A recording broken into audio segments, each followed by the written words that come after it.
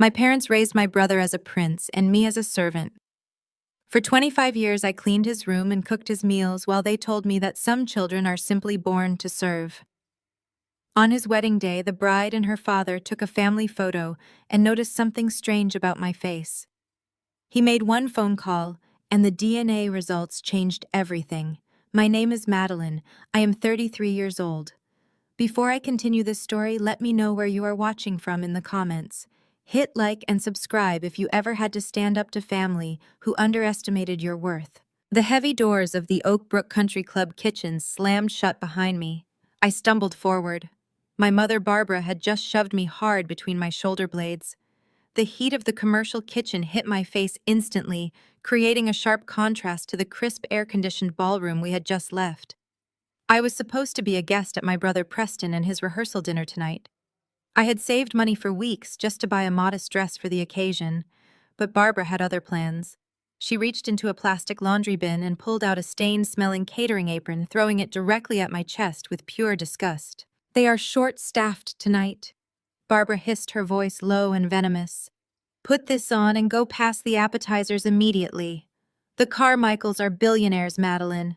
I will not have you sitting at our table looking like a thrift store tragedy and embarrassing us in front of Vanessa and her wealthy family."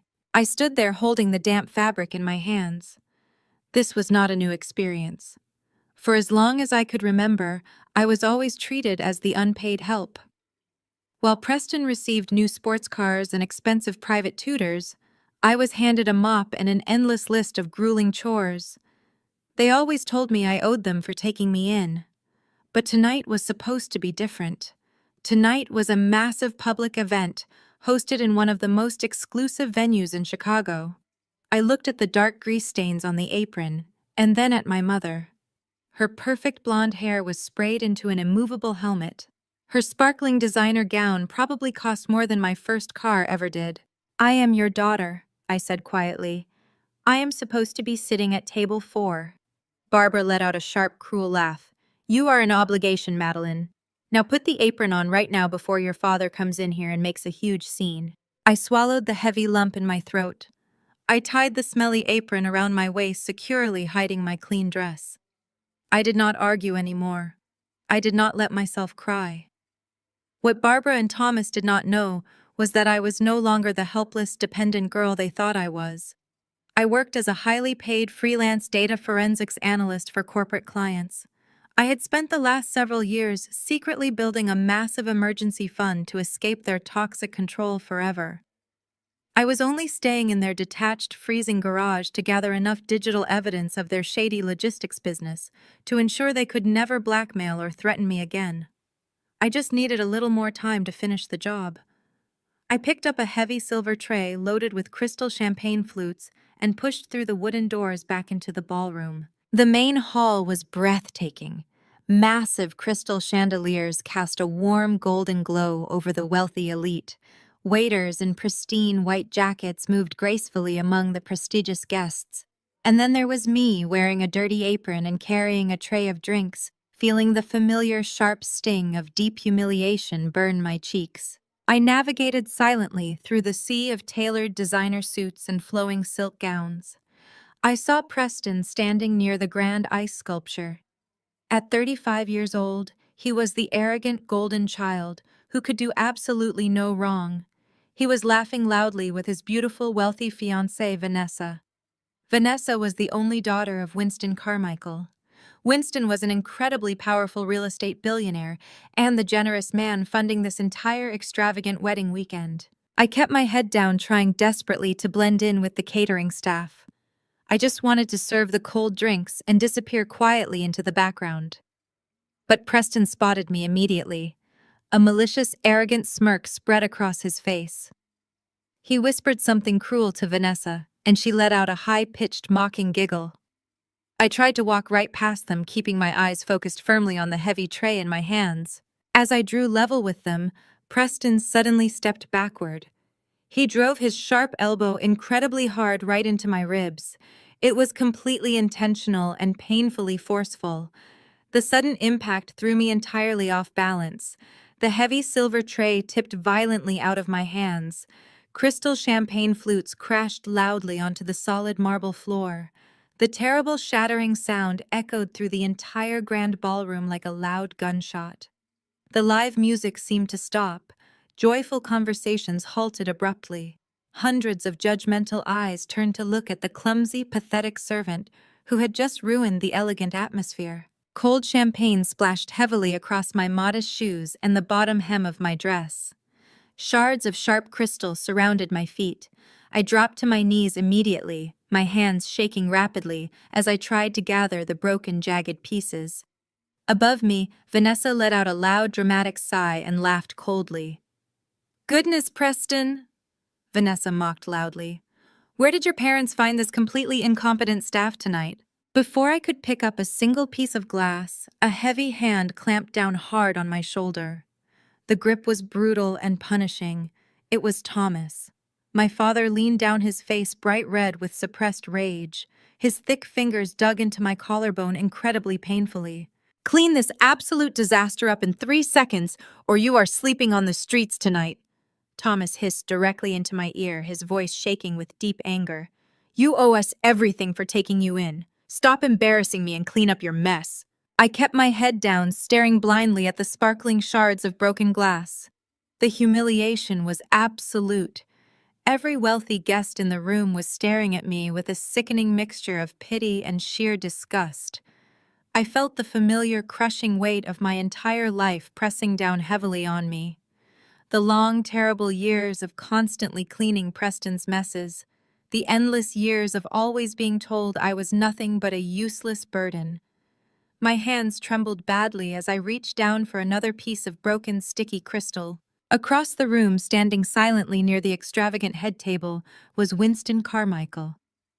The billionaire patriarch had been adjusting a professional camera, preparing eagerly to take candid photos of his beloved daughter and her new wealthy in-laws. As I knelt helplessly on the hard floor, surrounded by broken glass and spilled champagne, Winston raised his heavy camera. A blinding, brilliant white flash suddenly illuminated the dim ballroom. The intense, sudden burst of bright light caught me completely off guard. I flinched sharply and looked straight up, dropping a piece of glass.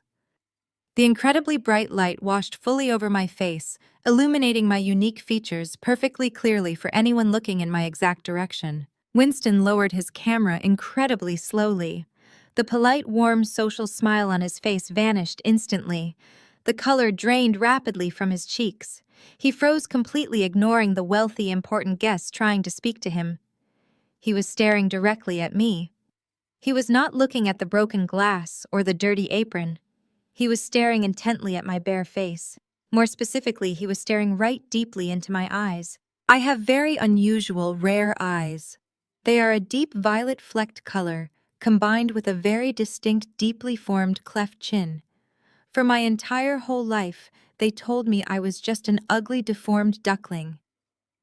But as Winston Carmichael stared at me across the crowded, silent ballroom, his hands began to shake. The expensive camera nearly slipped from his loose grasp. He was looking at the exact, absolutely unmistakable, beautiful face of his tragically late wife. But something deep inside me finally snapped tonight. I stood up very slowly, pushing Thomas's heavy hand completely off my sore shoulder. I untied the filthy catering apron and dropped it into the spilled champagne. I turned and headed straight for the main exit, refusing to be humiliated any further by these horrible people. Before Thomas could grab me again, Winston Carmichael stepped directly into my path, blocking him. Winston looked at me, his voice trembling with pure emotion. "Excuse me, young lady, what is your exact date of birth?" Before my mouth could even form the date, a set of acrylic nails dug viciously into my tricep. Barbara materialized out of the crowd with terrifying speed. Her grip was like a vice, pinching the nerve in my arm as she yanked me backward. She plastered on a wide, painfully artificial smile, positioning her body to physically block Winston from stepping any closer to me. "Oh, please do not mind her, Winston." Barbara let out a high, breathy laugh that grated against the elegant jazz music playing in the background. "She is our adopted charity case. She has a very troubled background, I am afraid. She is incredibly prone to pathological lying and creating dramatic scenarios for attention. We just do our absolute best to manage her delusions and keep her out of trouble. Winston did not smile back. His intense gaze remained fixed on my face, looking right past Barbara's manicured shoulder. I kept my expression entirely neutral. A lesser woman would have screamed, defended herself, or begged this powerful stranger for help. But I knew Barbara and Thomas better than anyone. Any public outburst would give them the exact ammunition they needed to call the police and have me committed on a psychiatric hold. They had threatened it before. I needed to leave on my own terms. Barbara did not wait for Winston to respond. She kept her agonizing grip on my arm and practically dragged me backward through the swinging wooden doors of the kitchen. The moment the heavy doors sealed us off from the wealthy guests, her fake smile vanished. Her face contorted into a mask of pure rage. She shoved me hard against the stainless steel prep counter. The edge dug painfully into my lower back. "Get out of this club right now!" she hissed, pointing a trembling finger toward the loading dock exit. "You are not riding back in the catering van. You can walk the 5 miles home in the rain. Consider it a lesson in gratitude.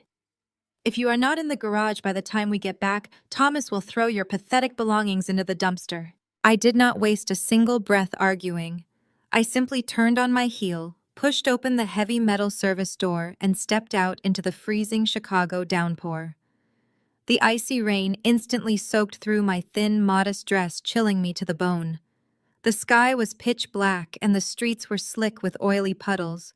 But as I began the long, punishing walk back to the house, a slow, genuine smile spread across my face. Barbara and Thomas genuinely believed they had broken my spirit. They believed their daily abuse, their constant financial threats, and their endless demands had turned me into a subservient, helpless dependent. They thought I was a pathetic loser who relied on their scraps to survive. They could not have been more wrong. As the cold water ran down my face, my mind immediately shifted to my encrypted servers. I was not a maid. I was not a charity case. I was a highly paid, top-tier freelance data forensics analyst. I contracted for elite corporate firms, auditing massive financial discrepancies and tracing hidden assets across international borders. My specialized skill set commanded a premium hourly rate, and I had been quietly funneling every single dollar into a massive, heavily encrypted offshore emergency fund. I had enough liquid capital to buy a penthouse in downtown Chicago in cash tomorrow. I could have left their toxic household 5 years ago. I only stayed in that miserable, freezing garage for one very specific reason. I needed physical proximity to the local network server of Thomas and Preston's logistics company. For years, Thomas had used my name and my social security number to open sketchy credit lines and shield his assets. If I just ran away, they would easily frame me for their financial crimes and destroy my life from afar. I had to gather indisputable hard digital evidence of their massive systemic fraud. I needed the smoking gun that proved Thomas and Preston were running a complex embezzlement scheme through shell companies. By staying close and playing the role of the defeated obedient servant, I became completely invisible to them. They were so blinded by their own arrogance that they practically left their financial records unsecured right under my nose. Tonight was supposed to be my final night enduring their abuse. The data extraction was 99% complete. The rain battered against my shoulders as I finally turned onto the long manicured driveway of their sprawling suburban estate. The main house sat dark and imposing. I bypassed the grand front entrance and walked straight around to the back, heading toward the detached, unheated garage they forced me to sleep in. The structure lacked proper insulation, and the damp cold inside was always brutal, but it was my secure base of operations. I unlocked the side door and stepped inside, reaching for the pull-string light bulb. A harsh yellow light flickered on, illuminating a scene of total disrespect. My few physical possessions had been entirely ransacked. My modest clothes were thrown carelessly onto the cold, damp concrete floor. My small bookshelf was knocked over, pages bent and ruined. Sitting right in the center of my overturned mattress was a thick, expensive leather suitcase. Taped to the handle of the suitcase was a handwritten note on expensive country club stationery. I recognized Preston's messy scrawl immediately. I stepped closer, my wet shoes squeaking on the concrete, and read the words. Needed the closet space for Vanessa's extra luggage. Know your place. He had trashed my only living space just to store his wealthy fiancé's backup dresses. The utter entitlement and cruelty of the act would have made anyone else break down and cry. I did not shed a single tear. I just stared at the note, my heart beating with cold, methodical rhythm. I walked past the ruined mattress and crouched down in the dark corner of the garage. I pressed my hand against a loose piece of drywall, sliding it to the side to reveal a hidden waterproof safe. I quickly keyed in the combination. The heavy metal door clicked open. Inside, my encrypted laptops, backup hard drives, and hardware keyloggers sat completely untouched. Preston was too arrogant and lazy to actually search the room. He just wanted to make a mess to prove a point. I pulled out my primary laptop, shaking the rainwater from my hair, and powered it on.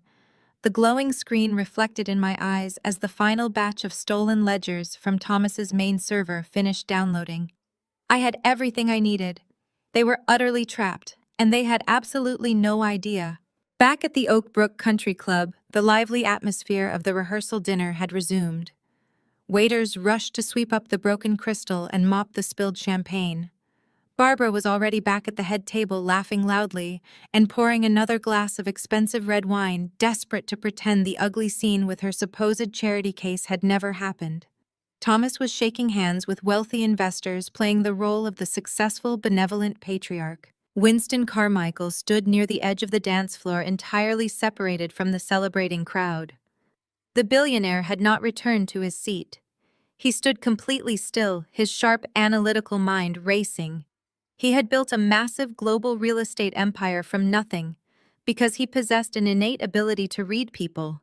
He knew a liar when he saw one, and Barbara's nervous, frantic energy reeked of desperate deception. The girl in the dirty apron was no pathological liar.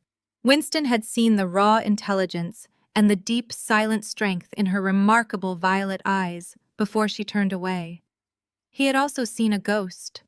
The cleft chin, the exact shape of her jaw, the specific shade of those irises. It defied all logic, but his gut screams that this was not a coincidence. Winston turned his back on the loud, obnoxious family of his future son-in-law. He casually walked over to the wooden service station tucked away in the shadowy alcove near the kitchen doors. A few dirty trays and empty glasses sat abandoned on the counter. He scanned the items quickly, his eyes locking onto a specific half-empty water glass sitting near the edge. He had watched Madeline take a sip from that exact glass just moments before Preston had shoved her. Moving with practiced, deliberate calm, Winston reached into the interior breast pocket of his tailored suit jacket. He pulled out a clean plastic evidence bag, a leftover item from a recent meeting with his corporate security team. He snapped on a pair of black gloves, picked up the glass by the base to preserve the lip print, and carefully dropped it into the plastic bag. He sealed it tight and slipped the bag deep into his coat pocket, ensuring it was completely hidden. Winston stepped out through the side doors onto the covered patio, pulling his cell phone from his pocket. The rain was coming down hard now, washing the streets clean. He scrolled through his contacts and dialed a highly secure number. The line rang only once before a crisp, professional voice answered. "Call the private lab." Winston commanded, his voice carrying the heavy, unyielding authority of a man who commanded empires. "Wake up the chief geneticist if you have to. I am sending a courier with a secured sample tonight. I need an emergency rush on a DNA match against my personal medical file. I want the results on my desk by tomorrow morning, and I want absolute discretion." He hung up the phone, staring out into the dark, stormy night. The wedding was fast approaching, but Winston Carmichael was no longer thinking about flower arrangements or seating charts. He was thinking about a 32-year-old cold case, a missing infant, and a family of grifters who were about to face the full, terrifying wrath of a father who had finally found his stolen daughter. The violent crash of metal hitting concrete shattered the early morning silence. The heavy, uninsulated aluminum garage door flew upward, rattling violently on its rusted tracks as the freezing dawn air poured into my small living space. I barely had time to sit up on my overturned mattress before Thomas marched inside. He was already dressed in a crisp, tailored suit, his face flushed with the same arrogant authority he had worn the night before. He did not look at the scattered clothes on the floor or the general destruction Preston had caused. In his thick hands, he carried a bundle of 6 white tuxedo shirts still wrapped in dry cleaning plastic. He threw them aggressively onto my small folding table, the plastic sliding and crinkling loudly in the cold room. "Get up right now," Thomas ordered, his voice echoing sharply against the bare walls. "Those shirts need to be perfectly pressed, starched, and delivered to the bridal suite by 10 o'clock. Preston has a pre-wedding photo shoot and the cleaners did a terrible job on the collars. I want them flawless. Do not make me come back out here and check your work." I sat perfectly still on the edge of the mattress. My muscles ached from the damp cold of the night, but my mind was crystal clear. For 25 years, I would have immediately scrambled to my feet, terrified of his booming voice, eager to apologize and obey, just to keep the peace. I would have ironed those shirts until my hands blistered. But the woman who had cowered before this man had died the moment I walked out of that country club in the freezing rain. I looked him dead in the eye, my voice dangerously calm and entirely unwavering. "No, I am not your maid, Thomas. I am not pressing Preston's shirts. I am not fetching his coffee. I am never doing another chore for this family again. Iron them yourself." Thomas froze. His face contorted in absolute shock, as if a piece of furniture had suddenly started speaking back to him. The shock quickly morphed into a dark, ugly rage. The veins in his thick neck bulged against his expensive silk tie. He took a heavy step forward, raising his hand, but then he stopped. A slow, malicious, incredibly cruel smile spread across his face. He reached into his suit jacket and pulled out his smartphone. "You think you have leverage because you have a little attitude today." Thomas sneered, his eyes locking onto mine with terrifying malice. "You think you can just rebel against the people who keep you alive? You forget who holds the purse strings, Madeline. You forget how much you need us." He tapped the screen a few times and hit the speakerphone button, holding the device out so the ringing echoed loudly in the cold garage. A cheerful, professional voice answered on the second ring. "Good morning, this is David at Sterling Insurance Brokerage. How can I help you today, Mr. Wilson?" "David, good morning," Thomas replied, keeping his eyes entirely fixed on me, his smile widening into a twisted grin. "I need to make an immediate, effective, immediately adjustment to my corporate family health insurance policy. I need to permanently cancel all coverage tied to my dependent Madeline Wilson, terminated entirely." There was a brief, uncomfortable pause on the other end of the line. "Mr. Wilson, I can certainly process that request, but I feel obligated to remind you that Madeline has a chronic condition listed on her file. Her daily thyroid medication is entirely covered under this premium tier. If we terminate the policy today, the out-of-pocket costs for her necessary prescriptions will revert to full retail price immediately." "I am well aware of the costs, David," Thomas said smoothly, his eyes flashing with wicked triumph. "Process the cancellation right now. She is no longer my financial responsibility." "Understood, sir. Processing the cancellation now. It will be final within the hour." Thomas ended the call and slipped the phone back into his pocket. He looked down at me, clearly expecting to see me break down into hysterical tears. My thyroid condition was highly manageable, but only with consistent, expensive daily medication. Without those specific pills, my body would rapidly spiral into extreme fatigue, massive weight gain, and crippling brain fog. It was a debilitating physical trap, and he knew it. He was weaponizing my actual health to force me back into total submission. "Let's see how long that rebel attitude lasts when your medication runs out," Thomas sneers, buttoning his suit jacket with a final, arrogant flick of his wrists. "When you are too exhausted to stand up, maybe you will finally remember your place in this family.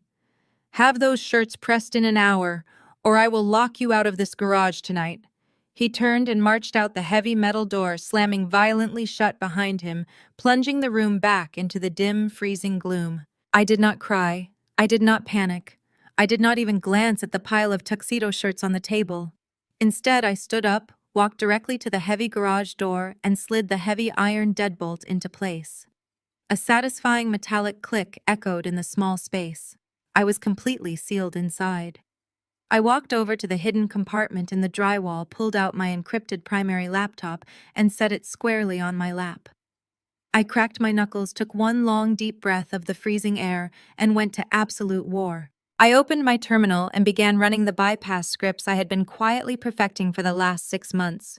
Thomas thought he was a brilliant businessman, but his digital security was an absolute joke. He paid for cut-rate firewalls and used simple, predictable passwords for his logistics company's mainframe. I routed my connection through 3 separate offshore virtual private networks, ensuring my digital footprint was completely invisible and sliced right through his administrative barriers in under 4 minutes. The entire financial history of Wilson Logistics lay completely exposed before me on the glowing screen. I had always suspected they were stealing from the business to fund their lavish lifestyle, but as my forensic accounting software rapidly scrubbed through the data, the true horrifying scale of their crimes painted a deeply disturbing picture. What I found was infinitely worse than I had ever anticipated. Thomas and Preston were not just skimming off the top, they were entirely catastrophically bankrupt. My fingers flew across the keyboard, pulling up the master balance sheets, the hidden secondary accounts, and the raw tax filings. The logistics company had 0 actual liquid assets. They had been surviving for the last 3 years by taking out massive predatory loans against empty warehouses they did not even own. I found hundreds of forged invoices, fake vendor payments, and dummy corporations set up under Preston's name to shuffle ghost money around and create the illusion of a thriving, profitable empire. But the most damning evidence was hiding in a heavily encrypted subfolder labeled simply as Project Carmichael. I ran a brute force decryption program, smashing through the password lock in seconds. I opened the ledgers inside and felt the blood run completely cold in my veins. Vanessa's father, the billionaire Winston Carmichael, had transferred a preliminary $250,000 dowry investment directly into what he believed was a secure joint escrow account, meant to purchase the newlyweds a luxury starter home. The bank records I was staring at proved that Preston and Thomas had intercepted that wire transfer immediately. They did not put a single cent toward a house. Instead, they had systematically drained the entire $250,000 in a matter of days. I traced the outgoing wire transfers. The money had not gone to wedding vendors or real estate agents. The funds had been funneled directly into offshore, untraceable banking accounts tied to massive illegal gambling syndicates in Macau and Las Vegas. Preston had a staggering, catastrophic gambling addiction. He had accrued debt so massive and so dangerous that he and Thomas were desperately stealing the Carmichael fortune just to keep their kneecaps from being broken by loan sharks. The entire extravagant wedding, the performative wealth, the arrogant smiles, it was all a desperate, sickening facade. They were using Vanessa as a human shield and an open ATM to save themselves from total financial ruin and federal prison. They were planning to bleed the Carmichael empire completely dry the second the marriage certificate was legally signed. My heart hammered against my ribs as the sheer magnitude of their betrayal sunk in. Thomas thought he could break me by canceling my health insurance. He thought taking away my medication would make me crawl back to him on my hands and knees.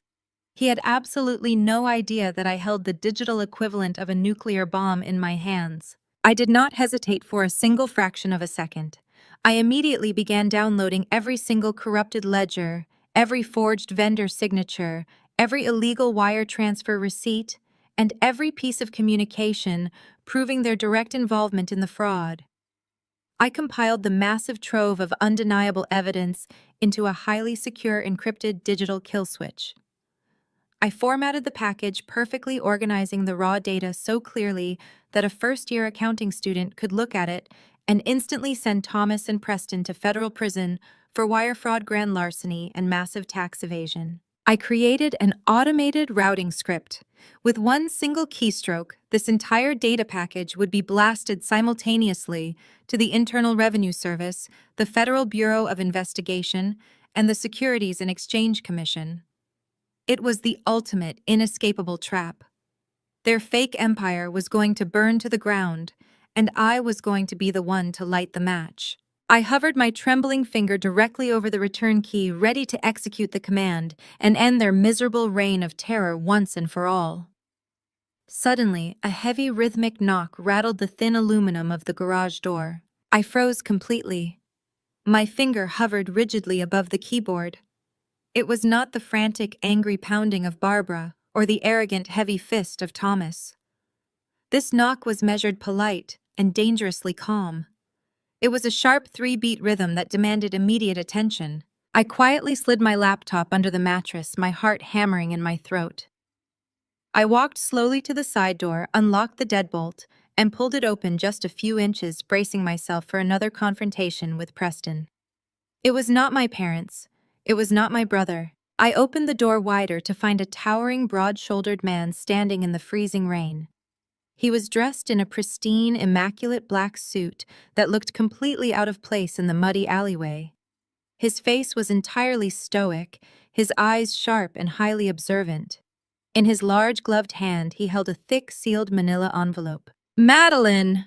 The towering man asked, his voice a deep, resonant rumble that cut straight through the sound of the pouring rain. "I'm a private investigator working directly for Winston Carmichael. He needs you to look at this immediately." The heavy aluminum garage door rattled violently on its rusted tracks, the violent crash of metal hitting concrete shattering the early morning silence. The freezing dawn air poured into my small living space as Thomas marched inside. He was already dressed in a crisp, tailored suit, his face flushed with the same arrogant authority he had worn the night before. He did not look at the scattered clothes on the floor or the general destruction Preston had caused.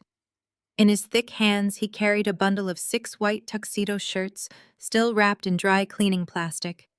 He threw them aggressively onto my small folding table, the plastic sliding and crinkling loudly in the cold room. "Get up right now," Thomas ordered, his voice echoing sharply against the bare walls. "Those shirts need to be perfectly pressed, starched, and delivered to the bridal suite by 10 o'clock. Preston has a pre-wedding photo shoot and the cleaners did a terrible job on the collars. I want them flawless. Do not make me come back out here and check your work." I sat perfectly still on the edge of the mattress.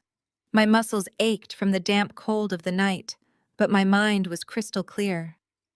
For 25 years, I would have immediately scrambled to my feet, terrified of his booming voice, eager to apologize and obey just to keep the peace.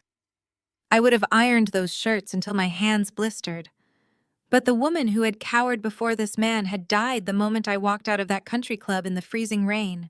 I looked him dead in the eye, my voice dangerously calm and entirely unwavering. "No, I am not your maid, Thomas. I am not pressing Preston's shirts. I am not fetching his coffee. I am never doing another chore for this family again. Iron them yourself." Thomas froze, his face contorted in absolute shock, as if a piece of furniture had suddenly started speaking back to him. The shock quickly morphed into a dark, ugly rage.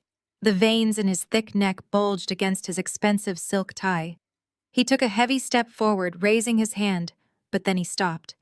A slow, malicious, incredibly cruel smile spread across his face. He reached into his suit jacket and pulled out his smartphone. "You think you have leverage because you have a little attitude today," Thomas sneered, his eyes locking onto mine with terrifying malice. "You think you can just rebel against the people who keep you alive? You forget who holds the purse strings, Madeline. You forget how much you need us." He tapped the screen a few times and hit the speakerphone button, holding the device out so the ringing echoed loudly in the cold garage. A cheerful professional voice answered on the second ring. "Good morning. This is David at Sterling Insurance Brokerage. How can I help you today, Mr. Wilson?" "David, good morning," Thomas replied, keeping his eyes entirely fixed on me, his smile widening into a twisted grin. "I need to make an immediate, effective, immediately adjustment to my corporate family health insurance policy. I need to permanently cancel all coverage tied to my dependent Madeline Wilson, terminated entirely." There was a brief, uncomfortable pause on the other end of the line. "Mr. Wilson, I can certainly process that request, but I feel obligated to remind you that Madeline has a chronic condition listed on her file. Her daily thyroid medication is entirely covered under this premium tier. If we terminate the policy today, the out-of-pocket costs for her necessary prescriptions will revert to full retail price immediately." "I am well aware of the costs," David, Thomas said smoothly, his eyes flashing with wicked triumph. "Process the cancellation right now. She is no longer my financial responsibility." Understood, sir. Processing the cancellation now. It will be final within the hour. Thomas ended the call and slipped the phone back into his pocket. He looked down at me, clearly expecting to see me break down into hysterical tears. My thyroid condition was highly manageable, but only with consistent, expensive daily medication. Without those specific pills, my body would rapidly spiral into extreme fatigue, massive weight gain, and crippling brain fog. It was a debilitating physical trap, and he knew it. He was weaponizing my actual health to force me back into total submission. Let's see how long that rebel attitude lasts when your medication runs out. Thomas sneers, buttoning his suit jacket with a final arrogant flick of his wrists. When you are too exhausted to stand up, maybe you will finally remember your place in this family. Have those shirts pressed in an hour, or I will lock you out of this garage tonight. He turned and marched out the heavy metal door, slamming violently shut behind him, plunging the room back into the dim, freezing gloom. I did not cry. I did not panic. I did not even glance at the pile of tuxedo shirts on the table. Instead, I stood up, walked directly to the heavy garage door, and slid the heavy iron deadbolt into place. A satisfying metallic click echoed in the small space. I was completely sealed inside. I walked over to the hidden compartment in the drywall, pulled out my encrypted primary laptop, and set it squarely on my lap. I cracked my knuckles, took one long, deep breath of the freezing air, and went to absolute war. I opened my terminal and began running the bypass scripts I had been quietly perfecting for the last 6 months. Thomas thought he was a brilliant businessman, but his digital security was an absolute joke. He paid for cut-rate firewalls and used simple, predictable passwords for his logistics company's mainframe. I routed my connection through 3 separate offshore virtual private networks, ensuring my digital footprint was completely invisible and sliced right through his administrative barriers in under 4 minutes. The entire financial history of Wilson Logistics lay completely exposed before me on the glowing screen. I had always suspected they were stealing from the business to fund their lavish lifestyle, but as my forensic accounting software rapidly scrubbed through the data, the true horrifying scale of their crimes painted a deeply disturbing picture. What I found was infinitely worse than I had ever anticipated. Thomas and Preston were not just skimming off the top, they were entirely catastrophically bankrupt. My fingers flew across the keyboard, pulling up the master balance sheets, the hidden secondary accounts, and the raw tax filings. The logistics company had 0 actual liquid assets. They had been surviving for the last 3 years by taking out massive predatory loans against empty warehouses they did not even own. I found hundreds of forged invoices, fake vendor payments, and dummy corporations set up under Preston's name to shuffle ghost money around and create the illusion of a thriving, profitable empire. But the most damning evidence was hiding in a heavily encrypted subfolder labeled simply as Project Carmichael. I ran a brute force decryption program, smashing through the password lock in seconds. I opened the ledgers inside and felt the blood run completely cold in my veins. Vanessa's father, the billionaire Winston Carmichael, had transferred a preliminary $250,000 dowry investment directly into what he believed was a secure joint escrow account meant to purchase the newlyweds a luxury starter home. The bank records I was staring at proved that Preston and Thomas had intercepted that wire transfer immediately. They did not put a single cent toward a house. Instead, they had systematically drained the entire $250,000 in a matter of days. I traced the outgoing wire transfers. The money had not gone to wedding vendors or real estate agents. The funds had been funneled directly into offshore untraceable banking accounts tied to massive illegal gambling syndicates in Macau and Las Vegas. Preston had a staggering, catastrophic gambling addiction. He had accrued debts so massive and so dangerous that he and Thomas were desperately stealing the Carmichael fortune just to keep their kneecaps from being broken by loan sharks. The entire extravagant wedding, the performative wealth, the arrogant smiles, it was all a desperate, sickening facade. They were using Vanessa as a human shield and an open ATM to save themselves from total financial ruin and federal prison. They were planning to bleed the Carmichael empire completely dry the second the marriage certificate was legally signed. My heart hammered against my ribs as the sheer magnitude of their betrayal sunk in. Thomas thought he could break me by canceling my health insurance. He thought taking away my medication would make me crawl back to him on my hands and knees. He had absolutely no idea that I held the digital equivalent of a nuclear bomb in my hands. I did not hesitate for a single fraction of a second. I immediately began downloading every single corrupted ledger, every forged vendor signature, every illegal wire transfer receipt, and every piece of communication proving their direct involvement in the fraud. I compiled the massive trove of undeniable evidence into a highly secure encrypted digital kill switch. I formatted the package perfectly, organizing the raw data so clearly that a first-year accounting student could look at it and instantly send Thomas and Preston to federal prison for wire fraud, grand larceny, and massive tax evasion. I created an automated routing script. With one single keystroke, this entire data package would be blasted simultaneously to the Internal Revenue Service, the Federal Bureau of Investigation, and the Securities and Exchange Commission. It was the ultimate, inescapable trap. Their fake empire was going to burn to the ground, and I was going to be the one to light the match. I hovered my trembling finger directly over the return key, ready to execute the command and end their miserable reign of terror once and for all. Suddenly, a heavy rhythmic knock rattled the thin aluminum of the garage door. I froze completely. My finger hovered rigidly above the keyboard. It was not the frantic, angry pounding of Barbara or the arrogant, heavy fist of Thomas. This knock was measured, polite, and dangerously calm. It was a sharp 3-beat rhythm that demanded immediate attention. I quietly slid my laptop under the mattress, my heart hammering in my throat. I walked slowly to the side door, unlocked the deadbolt, and pulled it open just a few inches, bracing myself for another confrontation with Preston. It was not my parents. It was not my brother. I opened the door wider to find a towering, broad-shouldered man standing in the freezing rain. He was dressed in a pristine, immaculate black suit that looked completely out of place in the muddy alleyway. His face was entirely stoic, his eyes sharp and highly observant. In his large gloved hand, he held a thick, sealed manila envelope. "Madeline?" the towering man asked, his voice a deep, resonant rumble that cut straight through the sound of the pouring rain.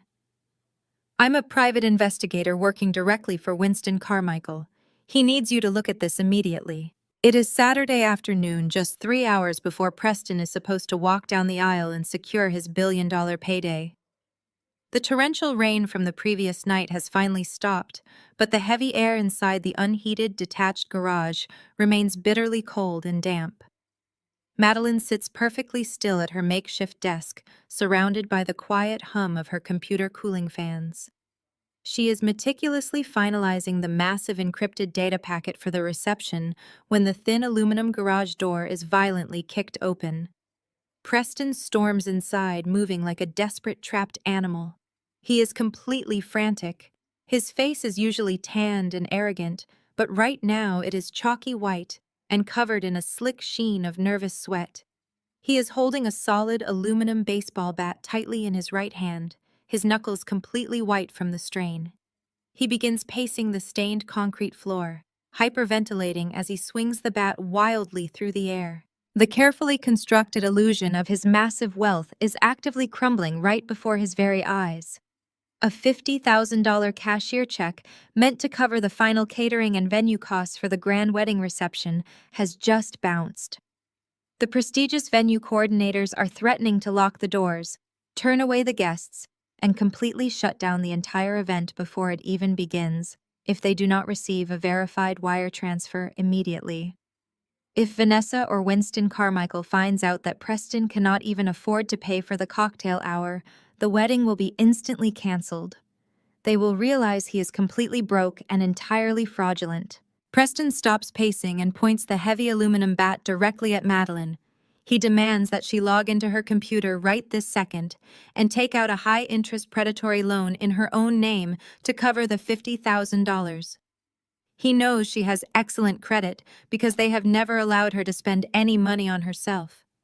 Madeline looks at him calmly and refuses flat out. Preston absolutely snaps. He lets out a primal scream of frustration and swings the bat with all his might, smashing it incredibly hard against the concrete wall just inches from her primary server rack. White dust and chunks of drywall rain down onto her expensive equipment. He raises the bat again, threatening to destroy every single piece of technology in the garage if she does not comply immediately. He screams that she is completely useless and that she owes him this massive favor because his parents fed and clothed her for 25 years. He demands she clean up this financial mess right now, or he will make sure Thomas throws her out onto the freezing street tonight. Madeline knows she has to play her part perfectly right now. She needs him to believe she is entirely broken and completely terrified of his violent outburst. She cowers dramatically in her chair, raising her hands defensively and begging him not to smash her hard drives. She pitches her voice to sound weak and trembling, telling him she will do whatever he wants as long as he puts the bat down. She quickly opens her encrypted laptop, her fingers shaking visibly as she types. But behind her panicked, terrified facade, her brilliant mind is operating with absolute cold precision. This is the exact moment she has been waiting for. She opens a blank digital document on her screen that looks exactly like a standard rapid approval loan application from a notorious payday lender.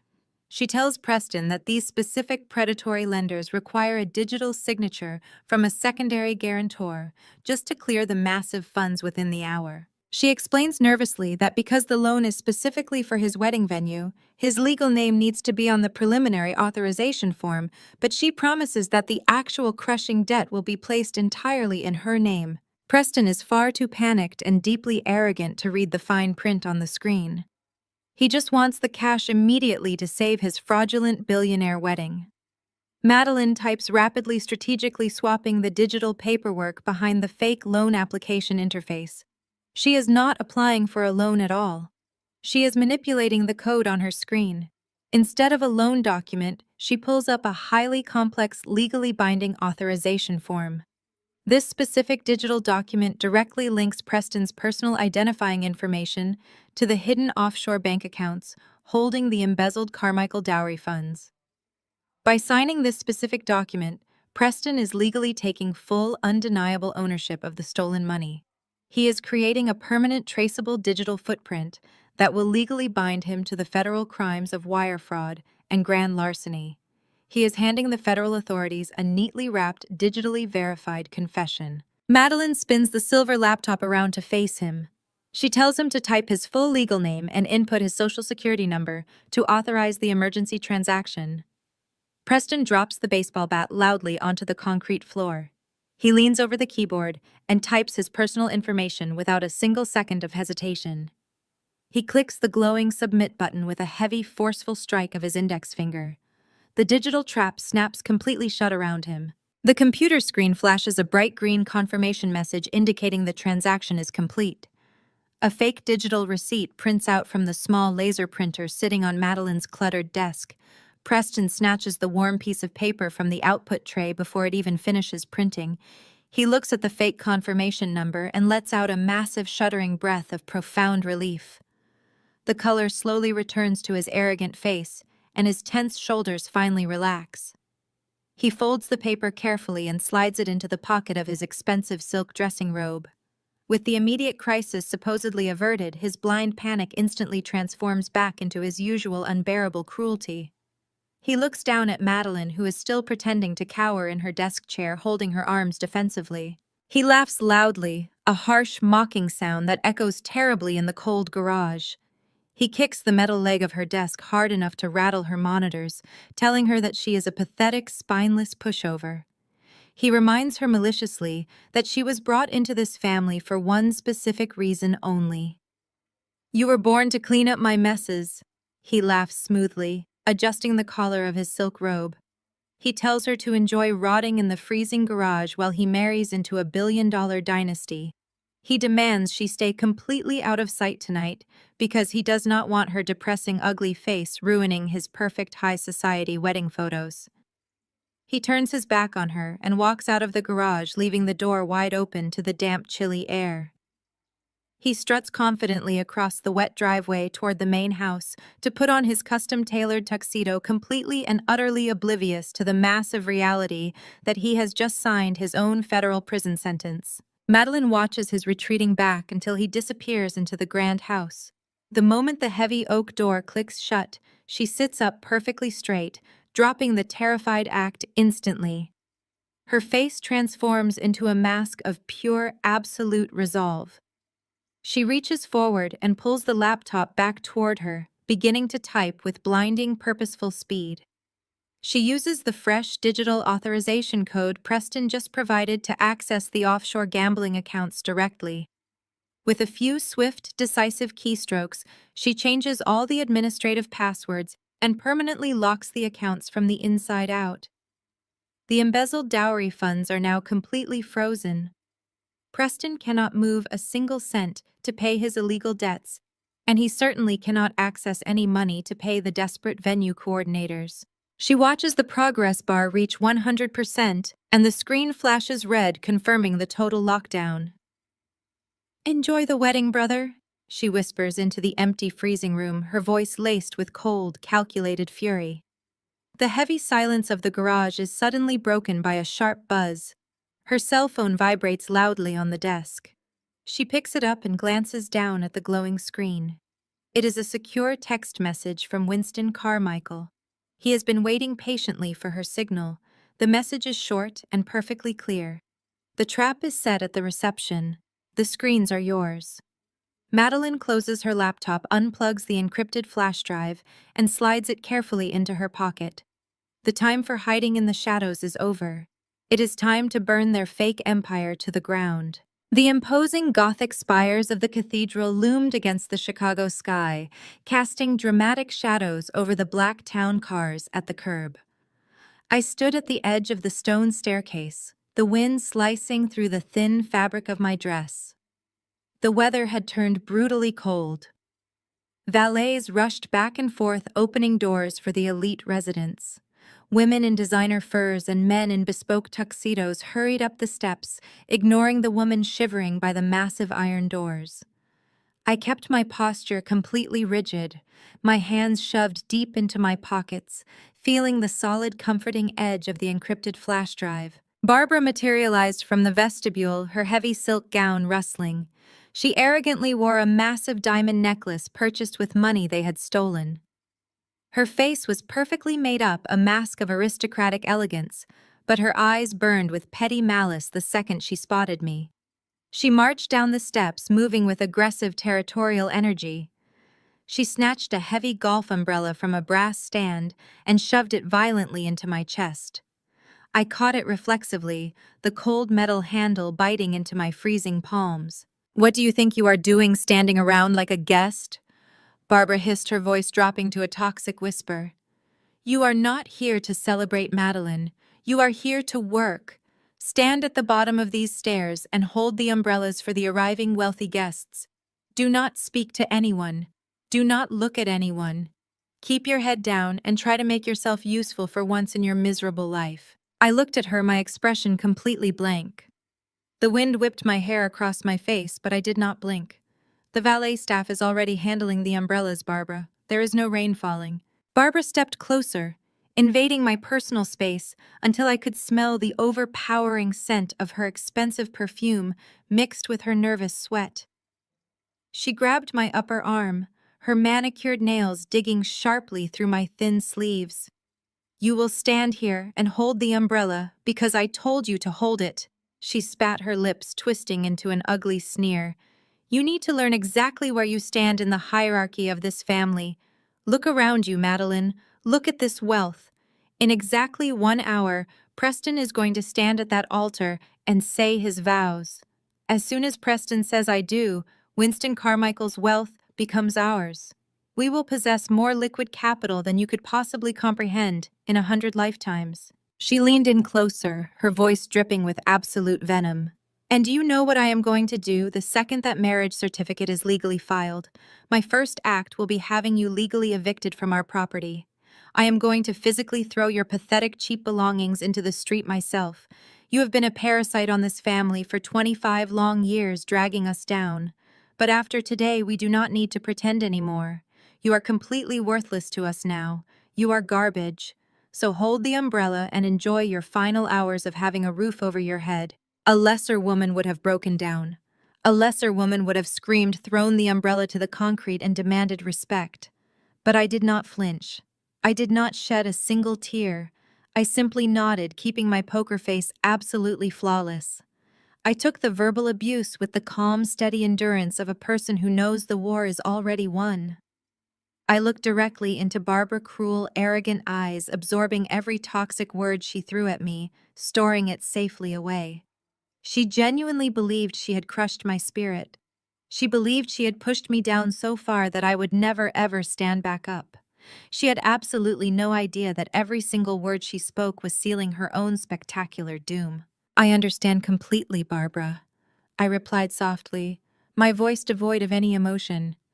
I know exactly what my worth is to this family. Barbara let out a sharp, satisfied scoff, completely missing the loaded double meaning of my words. She smoothed the front of her expensive silk gown, gave me one final look of utter disgust, and turned on her heel. She glided gracefully back up the stone steps, instantly plastering on a radiant, joyful smile as she greeted an investor at the heavy wooden doors. I watched her play the role of the benevolent, sophisticated matriarch, feeling a cold, dark satisfaction. Let her gloat. Let her enjoy this fleeting, fragile illusion of absolute victory. The higher she climbed upon her pedestal of lies, the harder the inevitable fall was going to be. I stood outside in the biting cold for the next hour, holding the heavy umbrella like a silent, invisible sentry, as the last stragglers hurried into the cathedral. When the massive doors finally closed, sealing the wealthy guests inside, I quietly slipped through a side entrance reserved for the catering staff. I navigated the narrow, dimly lit service corridors until I reached a small choir balcony that overlooked the main sanctuary. From this hidden vantage point, I had a perfect, unobstructed view of the entire grand ceremony. The cathedral was breathtaking. Thousands of white orchids spilled over the polished wooden pews. Hundreds of flickering pillar candles cast a warm, golden glow across the vaulted stone ceiling. A professional string quartet played a hauntingly beautiful classical arrangement that echoed perfectly in the acoustic space. It was $1 million spectacle, an exquisite, flawless production designed to project absolute wealth and unshakable stability. And every single flower, every single candle, every single note of music had been purchased with stolen, embezzled money. Preston stood at the front of the altar dressed in his custom-tailored black tuxedo. He looked incredibly handsome, perfectly styled, and completely confident. He flashed his brilliant, charismatic smile at the crowd, radiating the effortless charm of a man born into immense privilege. No one sitting in those pews could see the desperate, panicking fraud hiding beneath the expensive suit. No one knew that just hours earlier he had been screaming in a damp garage, threatening violence over a bounced check. He played the part of the billionaire heir with terrifying perfection. Vanessa Carmichael walked down the long carpeted aisle looking genuinely radiant in a custom designer gown covered in intricate lace. She looked at Preston with total blind adoration. She believed she was marrying a successful, brilliant businessman who adored her.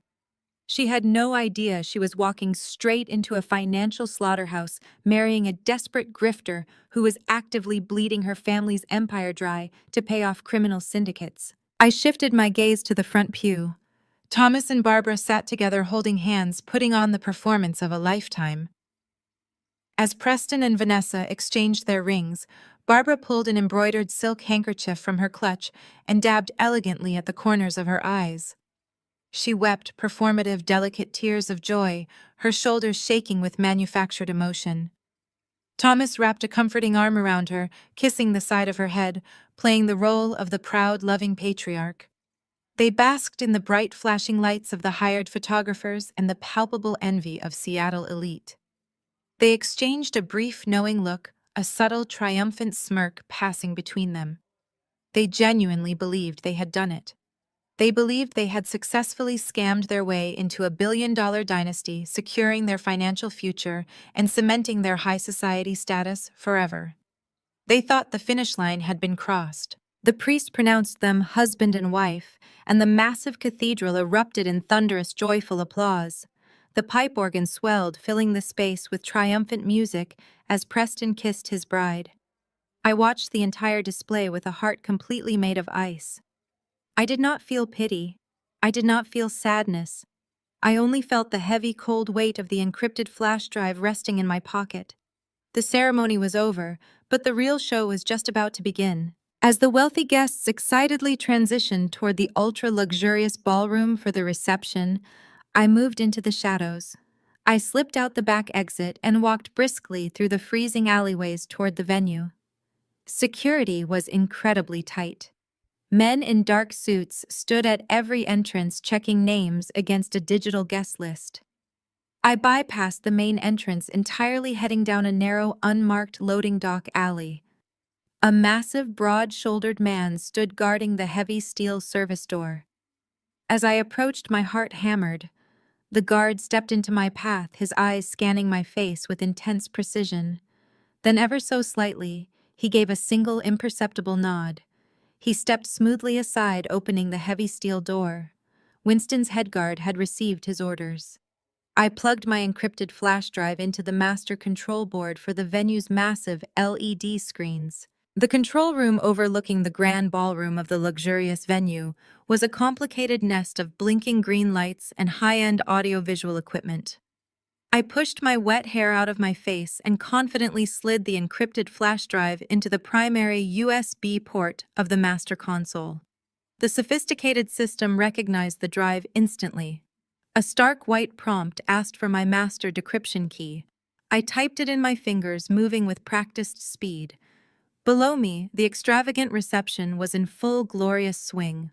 The ballroom was an absolute masterpiece of forced extravagance.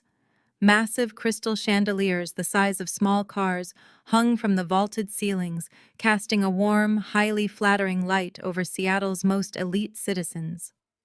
Well-trained waiters in pristine white tuxedo jackets glided seamlessly between the round tables, pouring expensive vintage champagne into imported crystal flutes. The elaborate floral arrangements on each table stood 3 feet high, composed entirely of rare white orchids and imported roses. At the head table, Preston and Vanessa sat together like modern royalty. Vanessa looked blissfully ignorant, smiling adoringly at the man she genuinely believed was her perfect match. Thomas and Barbara sat closely flanking them, actively holding court. They clinked their crystal glasses with powerful local politicians, renowned celebrities, and wealthy corporate investors. They were eagerly soaking up the admiration of their peers, completely intoxicated by their perceived victory. Winston Carmichael sat quietly at the very end of the table, slowly nursing a single glass of aged bourbon. His face was entirely unreadable, a stony mask of quiet, calculated observation. He caught my eye up in the darkened balcony for a brief second and gave the slightest, almost imperceptible nod of absolute solidarity. A sharp electronic chime rang through the ballroom audio system, signaling the immediate beginning of the wedding speeches.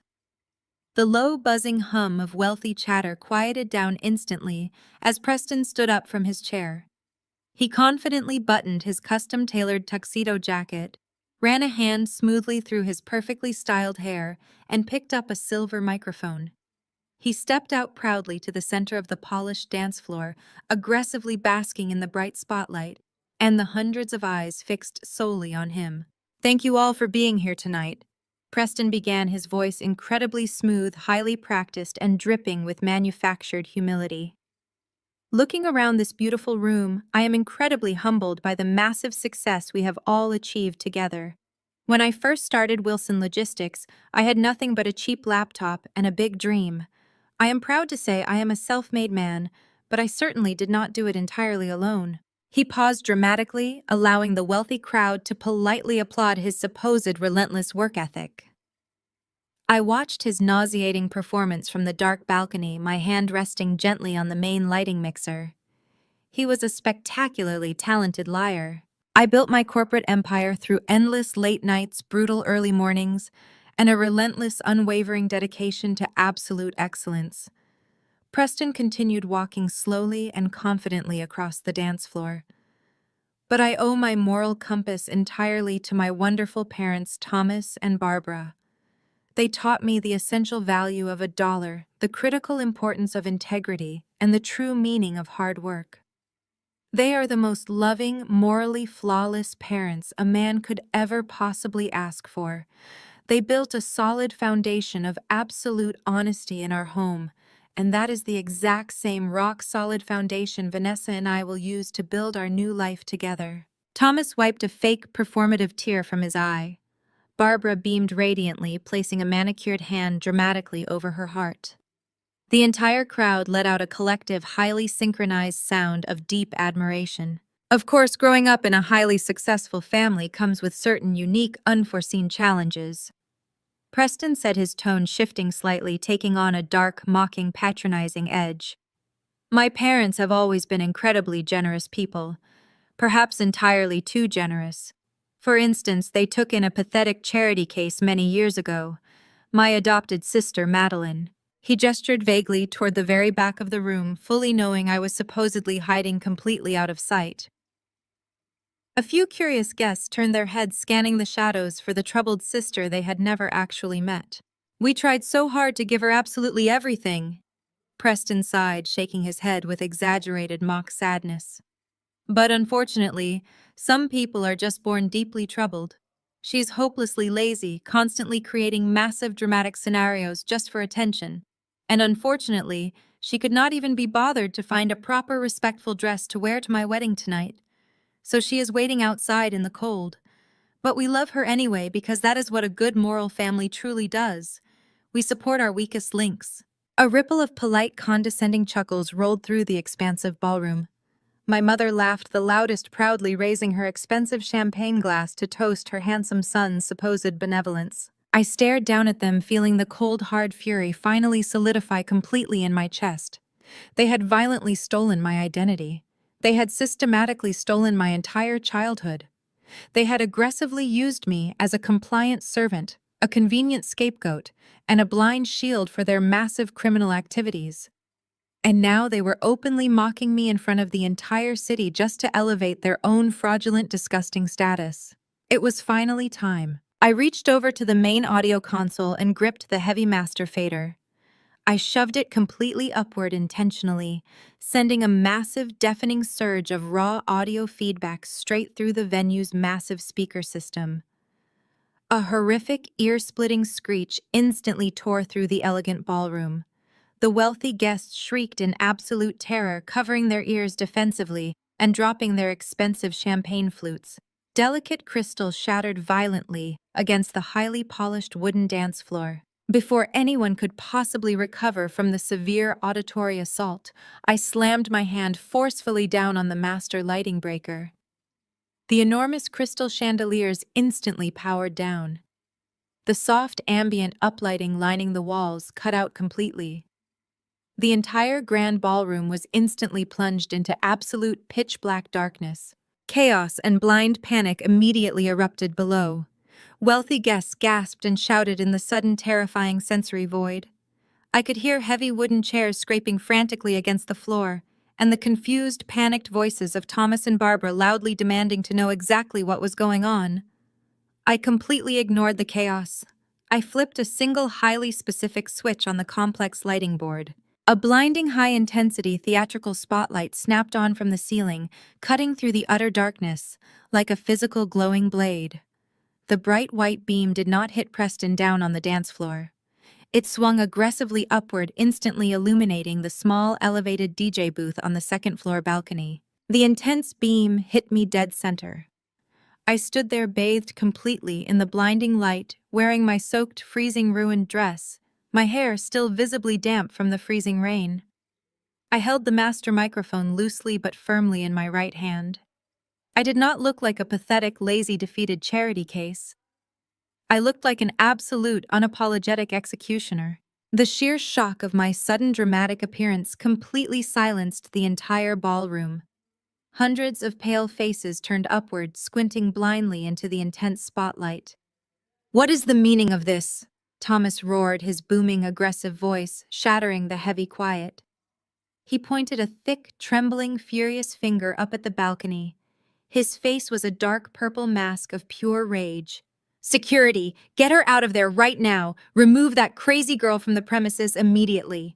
Barbara leaped up violently from the bridal table, her expensive silk gown catching and tearing slightly on her chair. She grabbed Preston's abandoned microphone from the wooden floor. "Please, everyone stay completely calm," Barbara screamed, her voice incredibly shrill and deeply panicked. "My adopted daughter is very unwell. She is off her medication. She is having a severe psychotic break. Security, please restrain her immediately before she hurts herself." 6 massive, highly trained security guards positioned carefully around the perimeter of the ballroom stepped forward in unison. Thomas pointed aggressively at the stairs, fully expecting them to rush the balcony and drag me out violently by my hair. But the heavily armed guards did not move toward the stairs. They stopped completely simultaneously. They crossed their thick, muscular arms over their broad chests and turned to face the confused crowd, effectively blocking every single exit. They were Winston Carmichael's elite personal private security detail, and they answered to exactly one powerful man in this entire room. Winston remained perfectly seated at the head table. He did not say a single word. He simply raised his glass of aged bourbon slightly toward the guards, a silent, authoritative command that instantly froze them in place. Thomas screamed at them again, his voice cracking wildly with sudden desperation, but the men stood like immovable stone statues. I raised the master microphone slowly to my lips. My voice echoed powerfully through the massive, silent venue, incredibly cold, perfectly calm, and entirely lethal. "My brother heavily claims he is a self-made man." I said, the sharply amplified sound cutting cleanly through Barbara's hysterical, performative sobbing. "He proudly claims he built a massive logistics empire through relentless dedication and absolute integrity. He claims his moral compass was forged by 2 flawless, loving parents who strictly value honesty above all else." I looked down directly into Preston's terrified, pale, sweating face. The arrogant, confident swagger had completely vanished rapidly, replaced by the stark, undeniable, crushing realization that he had walked blindly into a fatal trap. He stared up at me, his jaw visibly trembling, his eyes wide with sudden, catastrophic, absolute fear.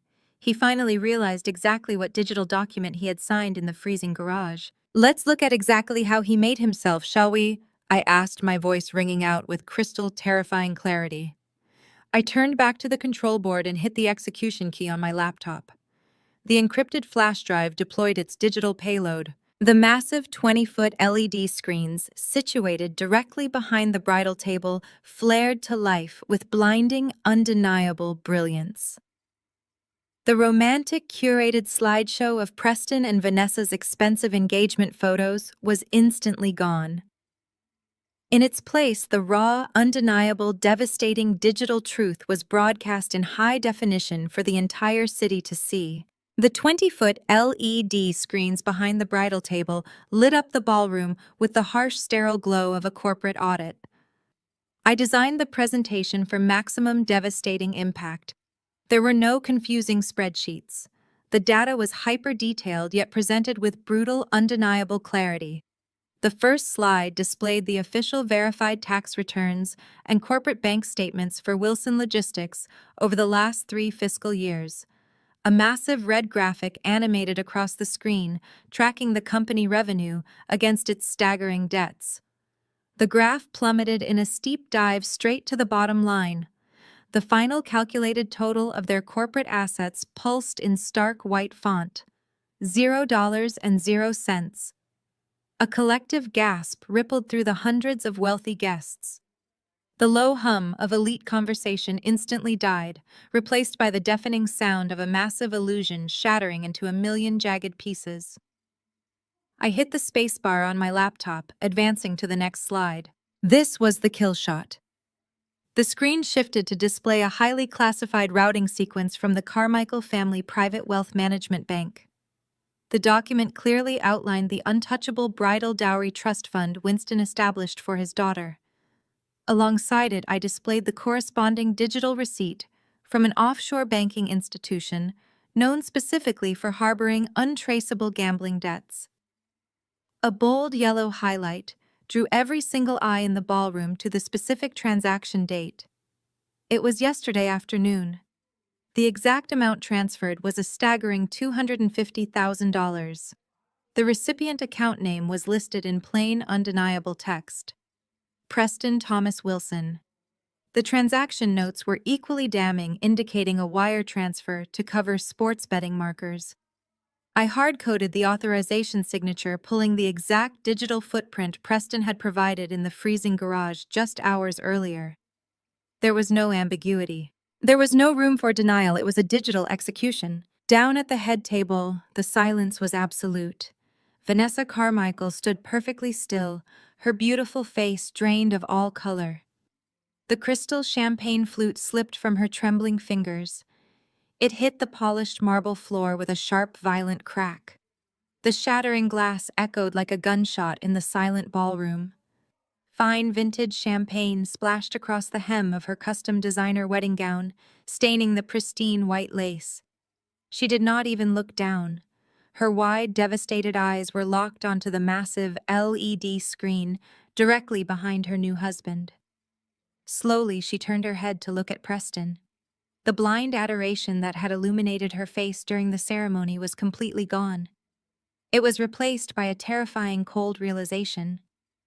Preston looked like a cornered animal facing a firing squad.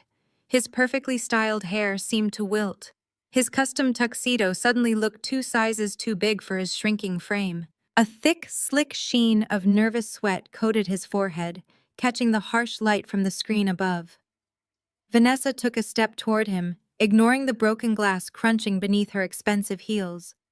She demanded an explanation, her voice trembling with an underlying fury that commanded the attention of everyone in the room. Preston opened his mouth, but no sound came out.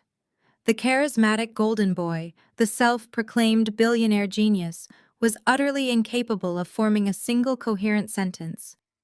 He looked desperately at his parents, but Thomas was staring at the floor, his face a mask of purple rage and absolute defeat. Preston finally raised his hands in a pathetic defensive gesture. He took a clumsy step backward, almost tripping over his own chair. He stammered wildly, his voice cracking, trying to project his usual arrogant confidence. He looked directly at Vanessa and attempted the most pathetic excuse imaginable. He claimed it was a simple misunderstanding, a massive banking mistake. He frantically waved his hands at the damning screens, insisting it was nothing more than a clerical error committed by a disgruntled former employee. A clerical error, he repeated, his voice pitching higher with desperate panic. A rogue accountant must have misrouted the funds, Vanessa. You know how these complicated international transactions can be. We can fix this right now. It is just a mistake. The lie was so incredibly weak, so transparently false, that a low murmur of disgust rippled through the crowd of investors and business moguls.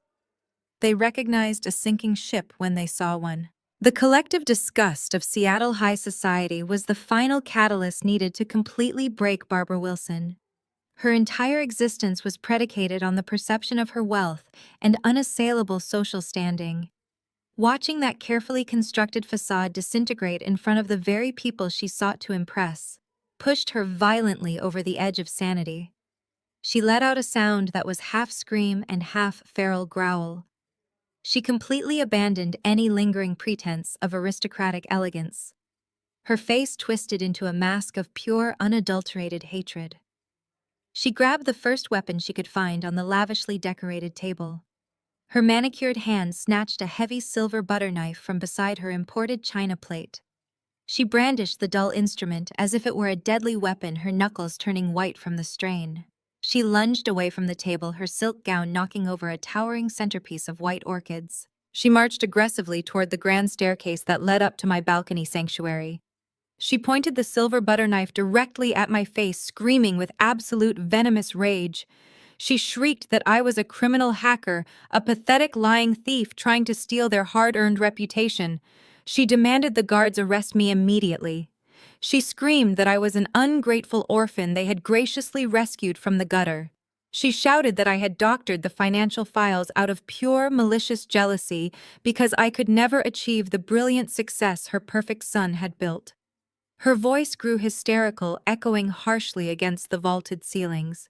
She hurled every toxic insult she had ever aimed at me in private, now broadcasting her vicious cruelty to the entire stunned ballroom. I stood bathed in the spotlight, looking down at her frantic display without a single ounce of emotion. I kept my poker face absolutely flawless. I did not need to defend myself. I did not need to raise my voice. The raw, undeniable truth glowing brightly on the 20-foot screens behind her spoke entirely for itself. She charged the bottom step, preparing to rush the balcony and physically attack me. The massive security guards, previously positioned like statues, suddenly sprang into coordinated action. Two towering men in dark suits stepped smoothly in front of her, crossing their thick arms and forming an impenetrable human wall at the base of the stairs. Barbara slammed into them, her expensive silk dress rustling wildly. She beat her fists against their solid chests, demanding they move, threatening to have them all fired and ruined. The guards did not even blink. They simply absorbed her frantic blows, keeping their eyes locked straight ahead, refusing to yield a single inch. Before Barbara could escalate her violent tantrum further, a deep, powerful scraping sound echoed from the head table. Winston Carmichael pushed his heavy wooden chair back across the marble floor. He stood up slowly, deliberately, taking his time. The chaotic ballroom instantly fell completely dead silent. The murmured gasps, the crunch of broken glass, Barbara hysterical screaming all ceased immediately. The sheer gravitational pull of Winston's absolute authority commanded total submission from every single person in the room. He was not a man who ever needed to shout to be heard. He simply existed, and the world bent to his will. He smoothed the front of his impeccably tailored suit jacket, his movements incredibly precise and terrifyingly calm. He bypassed the weeping Vanessa and the trembling Preston without sparing them a single glance. He walked with heavy, measured steps away from the table, moving directly out onto the center of the polished dance floor. The crowd parted instinctively, creating a wide, clear path for the billionaire patriarch. He stopped just a few feet away from where Barbara was currently being restrained by his security detail. Thomas finally found his legs, rushing forward to stand beside his frantic wife, attempting to project a unified front that fools absolutely no one. Winston looked directly at Thomas and Barbara, his cold, dark eyes stripping away every layer of their fraudulent existence. He stood with the relaxed, confident posture of a predator who has successfully cornered its prey. The silence in the massive ballroom was absolute, heavy, and suffocating. You could hear the faint hum of the LED screens projecting their financial ruin. Winston did not look at the screens. He kept his gaze locked entirely on the pathetic, terrified couple trembling before him.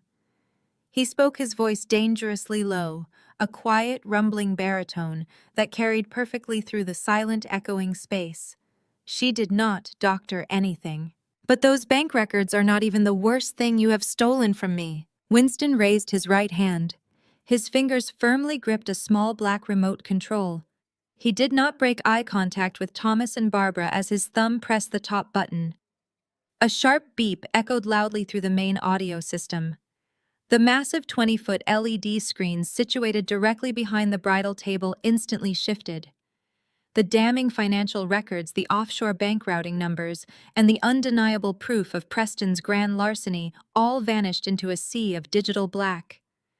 The expansive ballroom held its collective breath, waiting anxiously for the next brutal blow. Two towering images faded slowly onto the massive screens, positioned side by side and illuminated in stark, high definition. On the left side was a candid, high-resolution photograph of me taken just a few hours earlier as I stood outside the cathedral holding umbrellas in the freezing wind. I looked severe, my jaw set tight, my eyes sharp and completely unyielding. On the right side was the classic formal oil portrait of a stunningly beautiful woman. She wore an elegant vintage silk dress, her dark hair styled perfectly in the sophisticated fashion of 3 decades past. The physical resemblance between the two faces was not just passing or mildly coincidental, it was absolute. It was bone deep and entirely undeniable. We shared the exact same piercing dark eyes, the same aristocratic slope of the jaw, and the same fierce, defiant posture. The elegant woman depicted in the classic oil painting was Winston Carmichael's beloved late wife. A collective audible gasp rippled rapidly through the hundreds of wealthy guests. The quiet murmurs swelled instantly into a massive wave of shocked, frantic whispers. Elite guests pointed excitedly at the glowing screens, then turned their heads to look directly up at me, bathed brightly in the spotlight on the second-floor balcony. They looked back and forth, comparing the two faces, rapidly processing the impossible reality unfolding right before their eyes.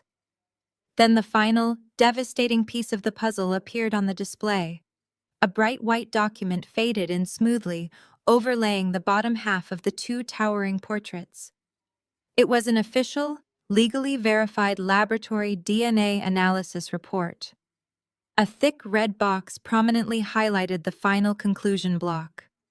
The bold text was massive, leaving absolutely no room for debate or ignorant denial. Probability of a 99.9% match. Winston slowly lowered the black remote and reached out to take a microphone from a nearby security guard. He stood tall, his broad shoulders squared, projecting the immense, terrifying aura of a grieving father who had finally cornered his prey. His voice boomed powerfully through the venue speakers, drowning out the frantic whispers of the shocked crowd. 32 years ago, my newborn daughter was kidnapped directly from her bassinet. He declared, his deep voice shaking with decades of suppressed agony and simmering rage. I spent every single day of those 32 years searching for her, turning over every rock and chasing every empty lead. Today, I finally found her. He paused, pointing a heavy, steady finger directly at the cowering figures of Thomas and Barbara. And I found the absolute monsters who stole her, enslaved her, and used her as a daily punching bag while actively trying to extort my family's wealth. The sheer magnitude of the crime hung heavily in the stale air.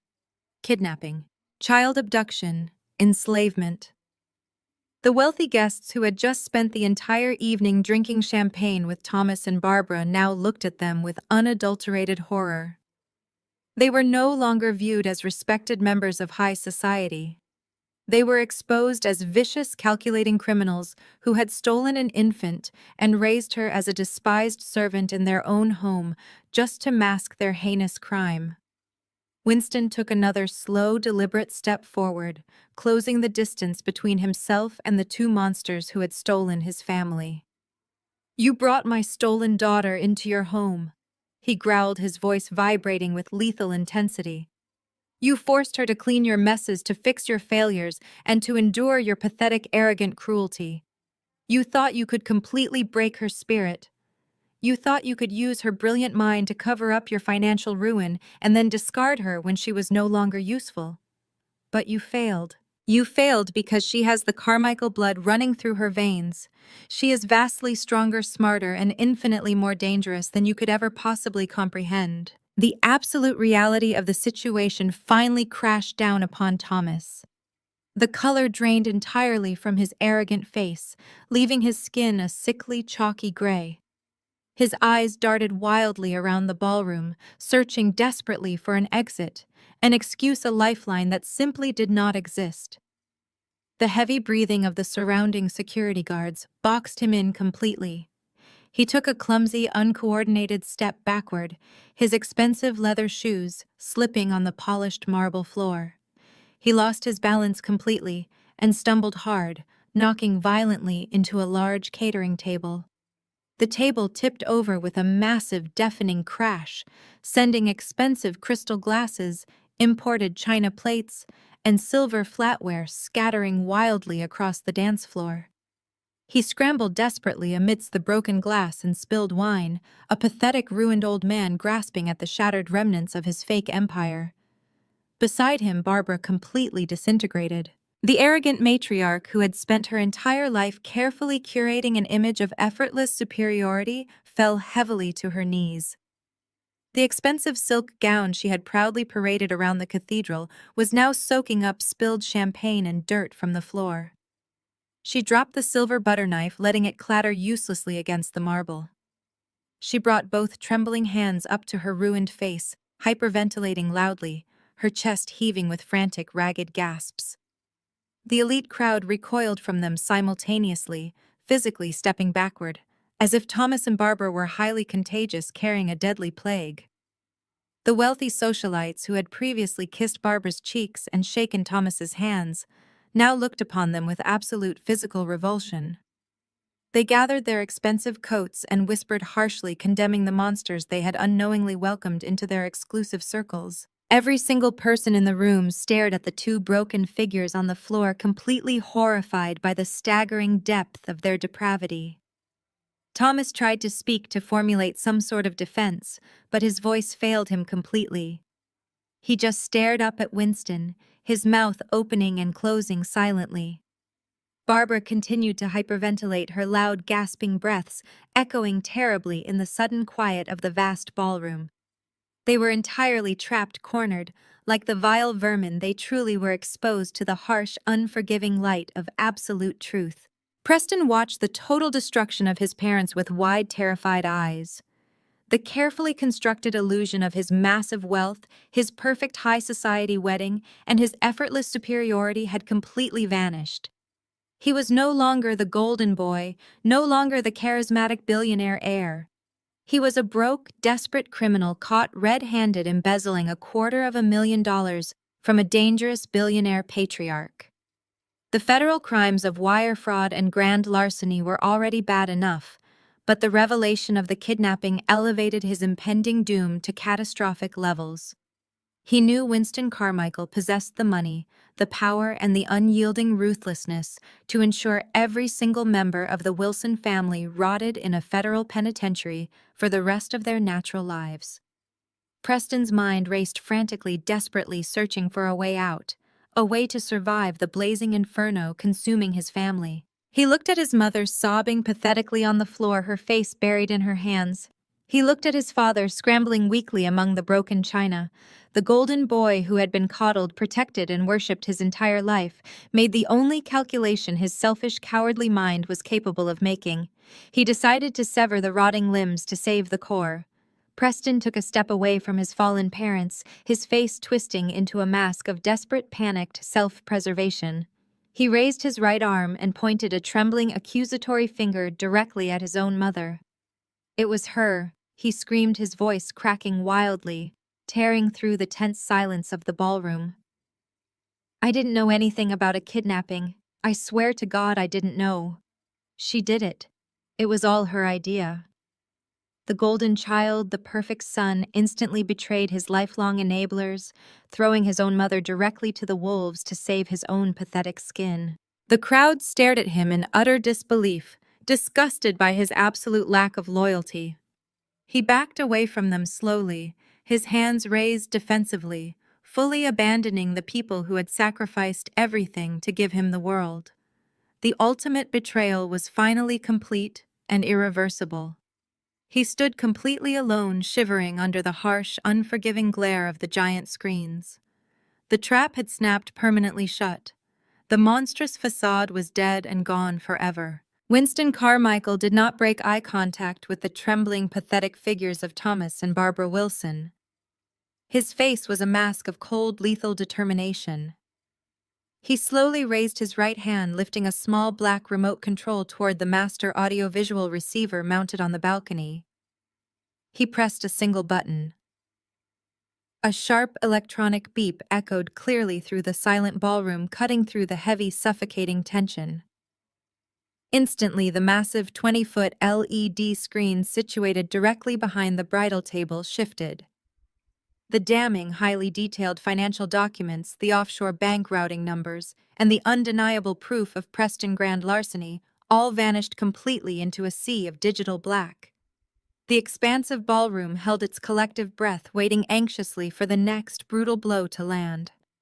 Slowly, two towering images faded onto the massive screens positioned perfectly side by side and illuminated in stark, unforgiving high definition. On the left side of the massive display was a candid, high-resolution photograph of me. It had been taken just a few hours earlier outside the cathedral as I stood holding umbrellas in the freezing wind. I looked severe, my jaw set incredibly tight, my dark eyes sharp and completely unyielding against the bitter cold. On the right side of the screen was a classic formal oil portrait of a stunningly beautiful woman. She wore an elegant vintage emerald green silk dress, her dark hair styled perfectly in the sophisticated fashion of 3 decades past. The physical resemblance between the two faces projected on the screens was not just passing or mildly coincidental. It was absolute. It was bone-deep terrifying and entirely undeniable. We shared the exact same piercing dark eyes, the same aristocratic slope of the jaw, the same sharp cheekbones, and the same fierce, defiant posture. The elegant woman depicted in the classic oil painting was Winston Carmichael's beloved late wife. A collective audible gasp rippled rapidly through the hundreds of wealthy guests. The quiet murmurs swelled instantly into a massive wave of shocked, frantic whispers. Elite guests pointed excitedly at the glowing screens, then turned their heads to look directly up at me, bathed brightly in the spotlight on the second-floor balcony. They looked back and forth, comparing the two faces, rapidly processing the impossible reality unfolding right before their eyes. The visual evidence alone was staggering, but Winston Carmichael was a man who built his empire on absolute, undeniable proof. He did not deal in mere resemblances or emotional speculation. He pressed the button on his remote a second time. A bright white document faded in smoothly, overlaying the bottom half of the two towering portraits. It was an official, legally verified laboratory DNA analysis report from one of the most prestigious genetic testing facilities in the country. The dense medical terminology and complex genetic markers filled the glowing screen, but a thick, bright red box prominently highlighted the final conclusion block at the very bottom of the page. The bold black text was massive, leaving absolutely no room for debate, clerical error, or ignorant denial. The words pulsed on the screen, confirming the devastating truth. Probability of a 99.9% genetic match. The scientific confirmation was absolute. The murmurs in the crowd abruptly died out, replaced by a heavy, stunned silence. The sheer impossibility of the situation held the entire room in a state of suspended animation. The wealthy socialites, the corporate investors, and the powerful politicians simply stared at the glowing white text, attempting to comprehend the staggering magnitude of the revelation. This was not just a case of simple corporate embezzlement or high society fraud. This was a dark, twisted, deeply personal crime that defied all rational understanding. The Wilson family had not just stolen money from the Carmichael empire, they had stolen actual flesh and blood. The unshakable scientific proof glowing brightly above the bridal table cemented the absolute destruction of the Wilson family legacy forever. Winston lowered the black remote and raised the heavy microphone to his lips. He stood incredibly tall, his broad shoulders squared, projecting the immense, terrifying aura of a grieving father who had finally cornered his lifelong prey. His voice boomed powerfully through the venue speakers, dropping an absolute nuclear bomb on the silent, horrified crowd. 32 years ago, my newborn daughter was kidnapped directly from her bassinet. He declared, his deep baritone voice shaking slightly with decades of suppressed agony and simmering lethal rage. I spent every single day of those 32 agonizing years searching the globe for her, turning over every single rock, hunting down every empty lead, and spending millions to find the missing piece of my heart. Today, I finally found her. He paused, turning his head slowly to look up at me, standing perfectly still in the balcony spotlight. His dark eyes softened for a fraction of a second, conveying a lifetime of lost love and profound sorrow, before hardening into pure, unadulterated fury as he looked back down at the dance floor. He pointed a heavy, steady finger directly at the cowering, sweating figures of Thomas and Barbara. "And I found the absolute monsters who stole her," he roared, his voice echoing violently against the crystal chandeliers. "I found the vile, pathetic criminals who kidnapped an innocent infant from her home, enslaved her in their own house, and forced her to live a life of miserable servitude. You used my daughter as a daily punching bag. You fed her scraps, forced her to sleep in a freezing garage, and treated her worse than an animal, all while actively plotting to extort my family wealth through a fraudulent marriage. You thought you were so brilliant. You thought you could completely break her spirit and use her brilliant mind to cover up your financial ruin. You believed you were entirely untouchable. But you failed miserably. You failed because she has the Carmichael blood running strongly through her veins. She is vastly stronger, smarter, and infinitely more dangerous than you could ever possibly comprehend." The absolute reality of the situation finally crashed down upon Thomas. The devastating weight of the federal crimes, the kidnapping, the fraud, and the total public exposure struck him with the force of a speeding freight train. The color drained entirely from his arrogant face, leaving his skin a sickly, chalky gray. His eyes darted wildly around the ballroom, searching desperately for an exit, an excuse, a lifeline that simply did not exist. He was a man who had spent his entire life bullying and intimidating others, but now he was utterly defenseless against a true apex predator. He took a clumsy, uncoordinated step backward, his expensive leather shoes slipping on the polished marble floor. He lost his balance completely and stumbled hard, knocking violently into a large circular catering table covered in expensive glassware.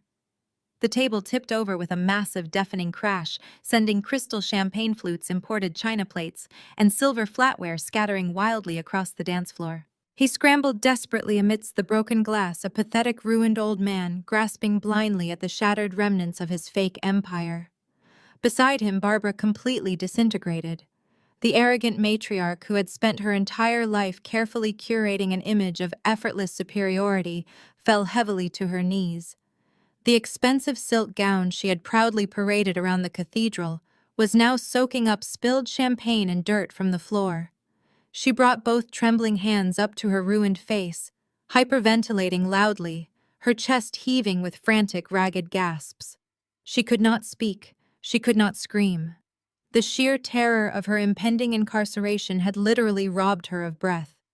The elite crowd recoiled from them simultaneously, physically stepping backward as if Thomas and Barbara were highly contagious, carrying a deadly plague.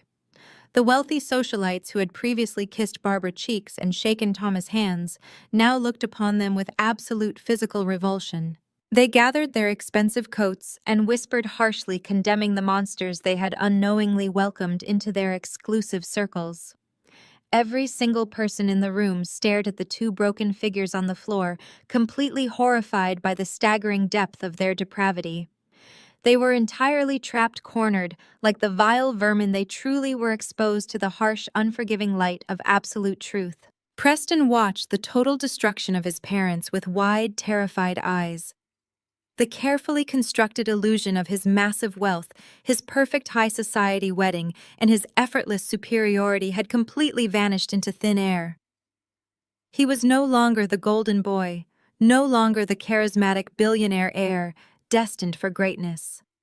He was a broke, desperate criminal, caught red-handed, embezzling $250,000 from a dangerous billionaire patriarch. The federal crimes of wire fraud and grand larceny were already bad enough, guaranteeing him decades in prison. But the staggering revelation of the kidnapping elevated his impending doom to catastrophic levels. He knew Winston Carmichael possessed the money, the power, and the unyielding ruthlessness to ensure every single member of the Wilson family rotted in a maximum security federal penitentiary for the rest of their natural lives. Preston's mind raced frantically, desperately searching for a way out, a way to survive the blazing inferno currently consuming his family. He looked at his mother hyperventilating pathetically on the floor, her face buried in her hands. He looked at his father scrambling weakly among the broken china.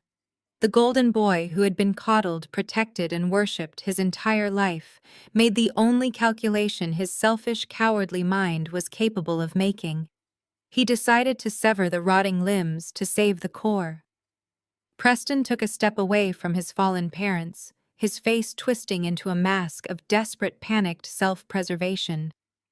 He raised his right arm and pointed a trembling, accusatory finger directly at his own mother. "It was her," he screamed, his voice cracking wildly, tearing through the tense silence of the ballroom. "I didn't know anything about a kidnapping, I swear to God I didn't know. She did it. It was all her idea." The golden child. The perfect son instantly betrayed his lifelong enablers, throwing his own mother directly to the wolves to save his own pathetic skin. The crowd stared at him in utter disbelief, disgusted by his absolute lack of loyalty.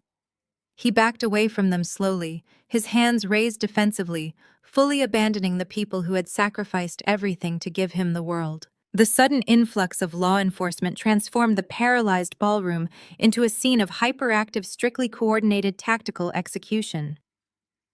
A dozen heavily armed FBI agents wearing dark tactical vests, emblazoned with bold yellow lettering, flooded the grand space alongside a heavily equipped local police task force. Their heavy black boots pounded in perfect, intimidating unison against the polished marble floor, instantly drowning out the lingering echoes of Preston's pathetic, cowardly betrayal. The lead federal agent, a tall, broad-shouldered man with a sharp, unforgiving jawline and eyes that radiated absolute authority, marched directly past the sea of horrified, recoiling, wealthy guests. He did not spare a single glance for the shattered crystal, the overturned catering tables, or the ruined floral arrangements that now littered the once pristine dance floor. His focus was entirely locked onto the three broken, shivering figures cowering at the center of the room. Thomas Wilson attempted to salvage one final desperate shred of his fabricated aristocratic dignity. He weakly raised his hands, his palms facing outward in a pathetic gesture of surrender, and tried to speak to the approaching federal agents. He opened his mouth, stammering something about a massive misunderstanding and demanding to call his lawyers. The lead agent did not even slow his relentless pace.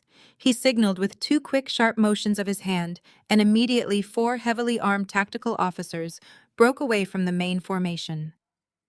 They descended upon the Wilson family with the absolute unstoppable force of an avalanche.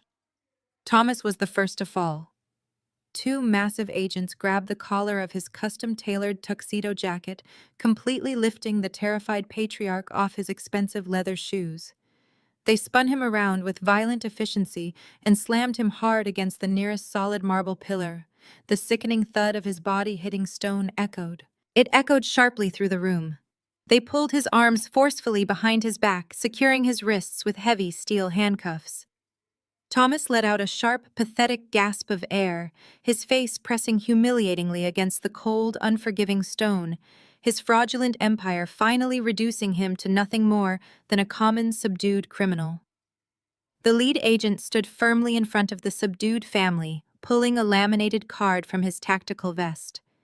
He projected his voice loudly, ensuring that every single elite guest, corporate investor, and wealthy socialite in the grand ballroom heard the complete list of their catastrophic crimes. Thomas Wilson, Barbara Wilson, and Preston Wilson, you are all officially under arrest by the Federal Bureau of Investigation. He declared, his voice a hammer striking an anvil. You are being formally charged with grand larceny, international wire fraud, multiple counts of corporate extortion, and aggravated kidnapping. You have the right to remain silent. Anything you say can and will be used against you in a court of law. The undeniable confirmation of the aggravated kidnapping charge sent a fresh, visceral wave of absolute revulsion ripping through the assembled crowd. The wealthy elite physically shrank back, pressing themselves tightly against walls. They were desperate to put as much physical distance as possible between themselves and the exposed monsters in the center of the room. Barbara Wilson, however, refused to surrender gracefully. The sheer reality of the handcuffs snapping tightly around her own wrists completely fractured whatever fragile remnants of her sanity still existed. As two female agents grabbed her arms to pull them behind her back, Barbara began to thrash and struggle wildly. She kicked her expensive heels against the shins of the federal officers, twisting her body with the frantic feral energy of a cornered beast. Her torn champagne-soaked gown, it tangled around her legs, exposing her absolute lack of dignity to the entire disgusted city. She violently wrenched her head around her wild, bloodshot eyes, locking directly onto me as I slowly descended the grand staircase from the balcony.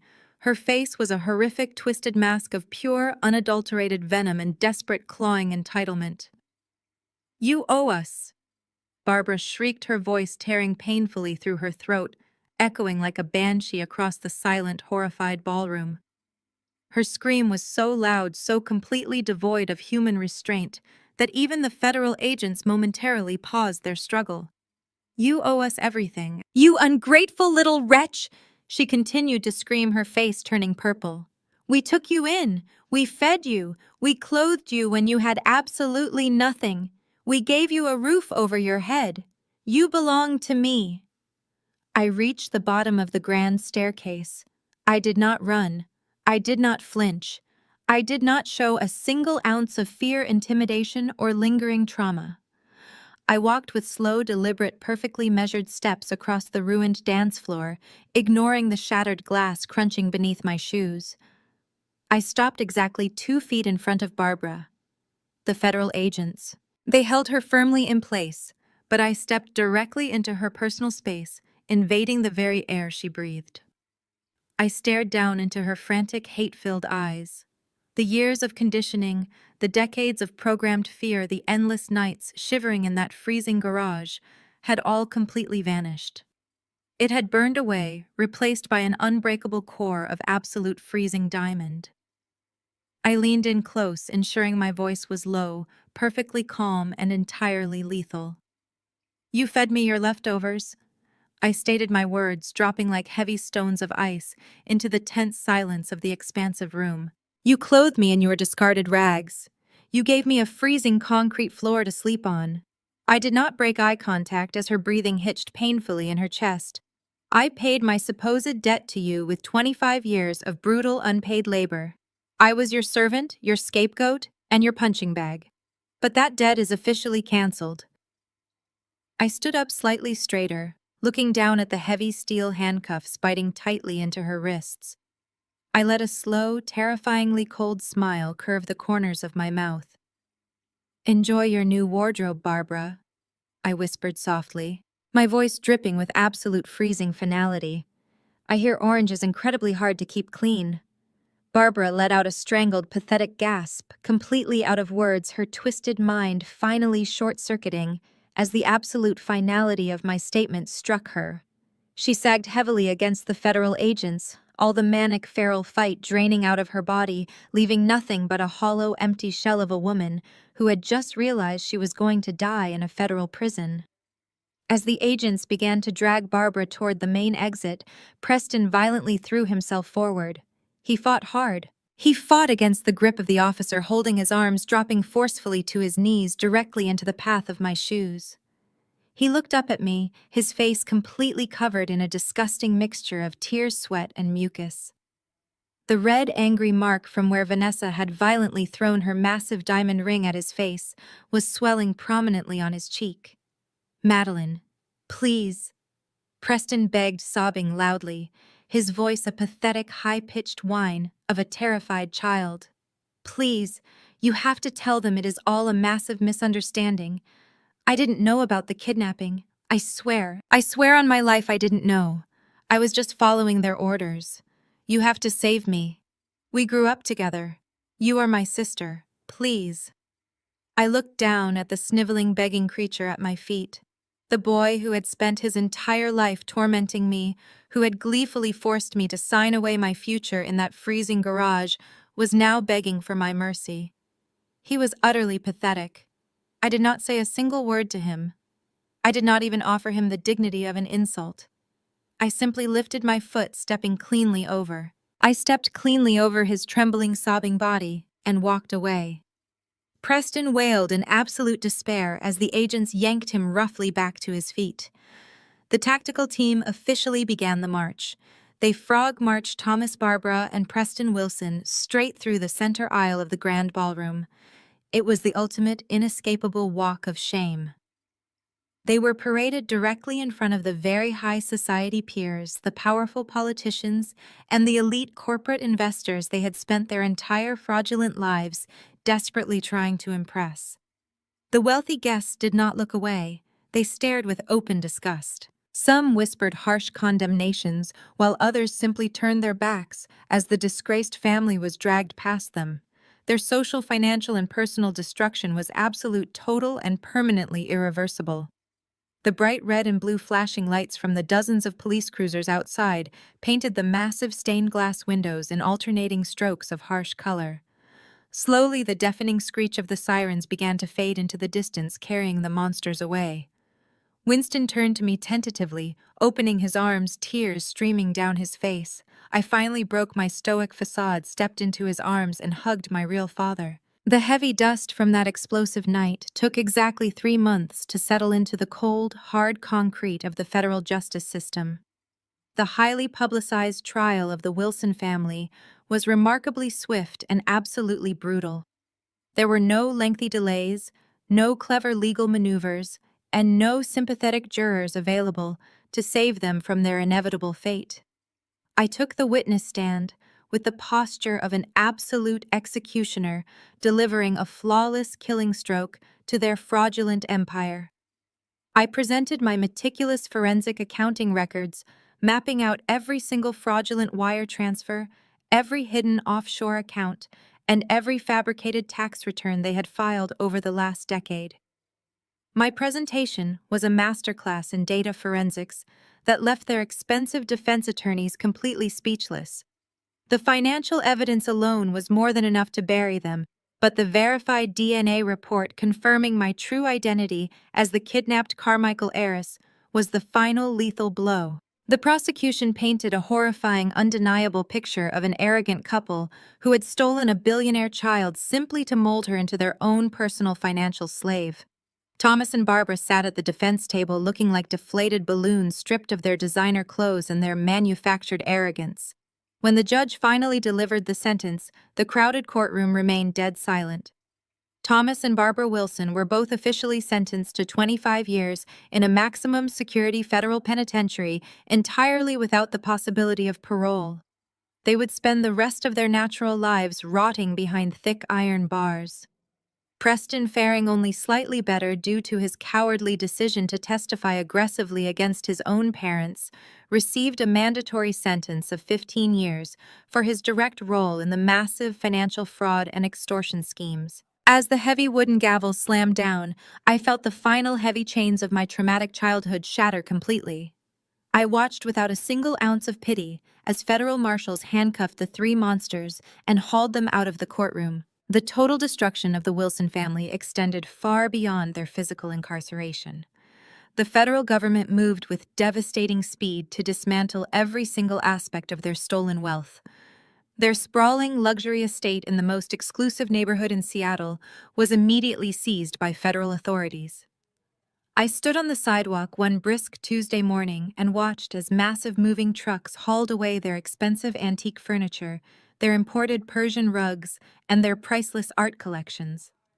Federal agents confiscated Thomas' beloved vintage sports cars and Barbara fleet of luxury SUVs, towing them away to be auctioned off to the highest bidder. Every single bank account, investment portfolio, and hidden offshore trust was completely liquidated. The massive sum of recovered money was systematically redistributed to pay back the Carmichael family private bank and the countless vendors the Wilsons had maliciously defrauded over the years. The remaining balance of Vanessa's stolen bridal dowry was returned to her account, allowing her to officially annul her fraudulent marriage and quietly move on with her life. The Wilson Logistics corporate headquarters was dissolved, its assets sold for pennies on the dollar to cover their outstanding business debts. Within a matter of weeks, the perfect family was completely erased from high society. Their names were permanently stricken from the country club registries, their charity gala plaques were removed, and their former elite friends pretended they had never even met them. The legacy of Thomas and Barbara Wilson was reduced to a horrifying cautionary tale whispered at wealthy dinner parties. They had sacrificed their morality, their freedom, and their very souls for a taste of ultimate power, and in the end, they were left with absolutely nothing. With the trial concluded and the monsters securely locked away, I finally had the opportunity to sit down and truly speak with Winston Carmichael. We met in his private study at the sprawling Carmichael estate, a room filled with rich mahogany and the comforting scent of aged leather. He looked at me with a profound mixture of deep sorrow and overwhelming joy, his dark eyes tracing the familiar features of his late wife in my face. He had spent the last 3 months proving himself to be a gentle patient and incredibly supportive father. He never pushed me to immediately adopt his lifestyle or conform to his expectations. However, as we sat across from each other drinking hot tea, he pulled out a thick, leather-bound portfolio. "Madeline," he began, his voice thick with emotion. "I have missed 32 years of your life. I cannot ever give you back the childhood those monsters stole from you. But I can give you the future you always deserved." He slid the portfolio across the polished wooden desk. It contained the legal paperwork for a massive multi-million-dollar trust fund set up exclusively in my name, alongside an official offer for a top executive position at Carmichael Industries. It was a gesture of profound, absolute love. I looked down at the staggering numbers printed on the page, feeling a sudden familiar tightness in my chest. I gently closed the leather folder and pushed it back across the desk toward him. I looked my real father directly in the eyes, projecting nothing but absolute gratitude and unyielding resolve. "I love you," I told him, my voice steady and firm, "and I am so incredibly grateful to finally know who I am and where I come from. But I have to decline this offer." Winston looked surprised, but he did not speak, allowing me the space to explain. "I spent my entire life being viciously controlled by financial abuse," I continued. "Thomas and Barbara used money as a heavy chain to keep me locked in their garage, to force my compliance, and to steal my genius for their own gain. I have never known what it means to be truly financially independent on my own terms. If I take your money now, even though it comes from a place of pure love, I will just be trading one gilded cage for another. I need to build my own empire, Winston. I need to prove to myself that I can stand on my own 2 feet, using nothing but my own brilliant mind." Winston stared at me for a long, silent moment. Then a slow, bright smile spread across his weathered face. He beamed with immense, undeniable pride, his eyes shining with profound respect. "You truly are your mother-daughter," he said softly, accepting my boundary completely. Exactly 1 full calendar week after our conversation in the study, I officially changed my name. I dropped the toxic Wilson surname, casting it away like a dirty rag. I reclaimed the identity that had been violently stolen from me 32 years ago. I walked out of the downtown courthouse as Madeline Carmichael, a woman completely in control of her own magnificent destiny. Using the modest funds I had quietly saved from my freelance coding jobs before the wedding disaster, I secured a small business loan. I did not move into my father's massive corporate headquarters. Instead, I leased a stunning modern office space in a high-rise building in downtown Chicago, miles away from the painful memories of Seattle. I officially opened a high-end independent data security and digital forensics firm. My reputation as the brilliant architect who had single-handedly dismantled the Wilson Empire preceded me. Within the first 2 weeks of operation, my new firm secured 3 massive contracts with major Fortune 500 companies looking to fortify their digital infrastructure. I was no longer a hidden servant, typing away in a freezing garage. I was a respected, feared, and highly sought-after CEO, commanding a room with the exact same lethal authority as my father. It was a brisk Tuesday morning, and the Chicago skyline glittered outside the massive windows of my new corner office. I was sitting comfortably behind my sleek glass desk, reviewing a complex cybersecurity audit for a new international client. The soft hum of my high-end computer servers provided a comforting, familiar soundtrack to my newfound freedom. I took a sip of steaming hot black coffee, savoring the quiet peace of my own hard-earned empire. The sleek intercom on my desk suddenly buzzed with a sharp chime, breaking my deep concentration. My newly hired secretary spoke through the small speaker, her voice laced with a heavy dose of professional confusion. "Miss Carmichael," she announced hesitantly, "I am sorry to interrupt your audit review, but you have an incoming call on line 2. I frowned slightly, pressing the intercom button. "Who is calling Sarah?" I asked, my eyes still scanning the complex data algorithms on my monitor. There was a brief, tense pause on the other end of the line. "The automated operator says it is a collect call, Miss Carmichael," Sarah replied, dropping to a cautious whisper. "It is a collect call originating directly from the communications block of the Marion Federal Penitentiary." I stared at the blinking light on my desk phone. The small red indicator flashed with a rhythmic urgency. Sarah's voice still hovered in the quiet air of my immaculate corner office. A collect call from the federal penitentiary. I knew exactly who was on the other end of that line. Thomas was incarcerated in a separate maximum security facility, and Preston was busy rotting in a lower-level white-collar prison, completely estranged from the parents he had so eagerly thrown to the wolves.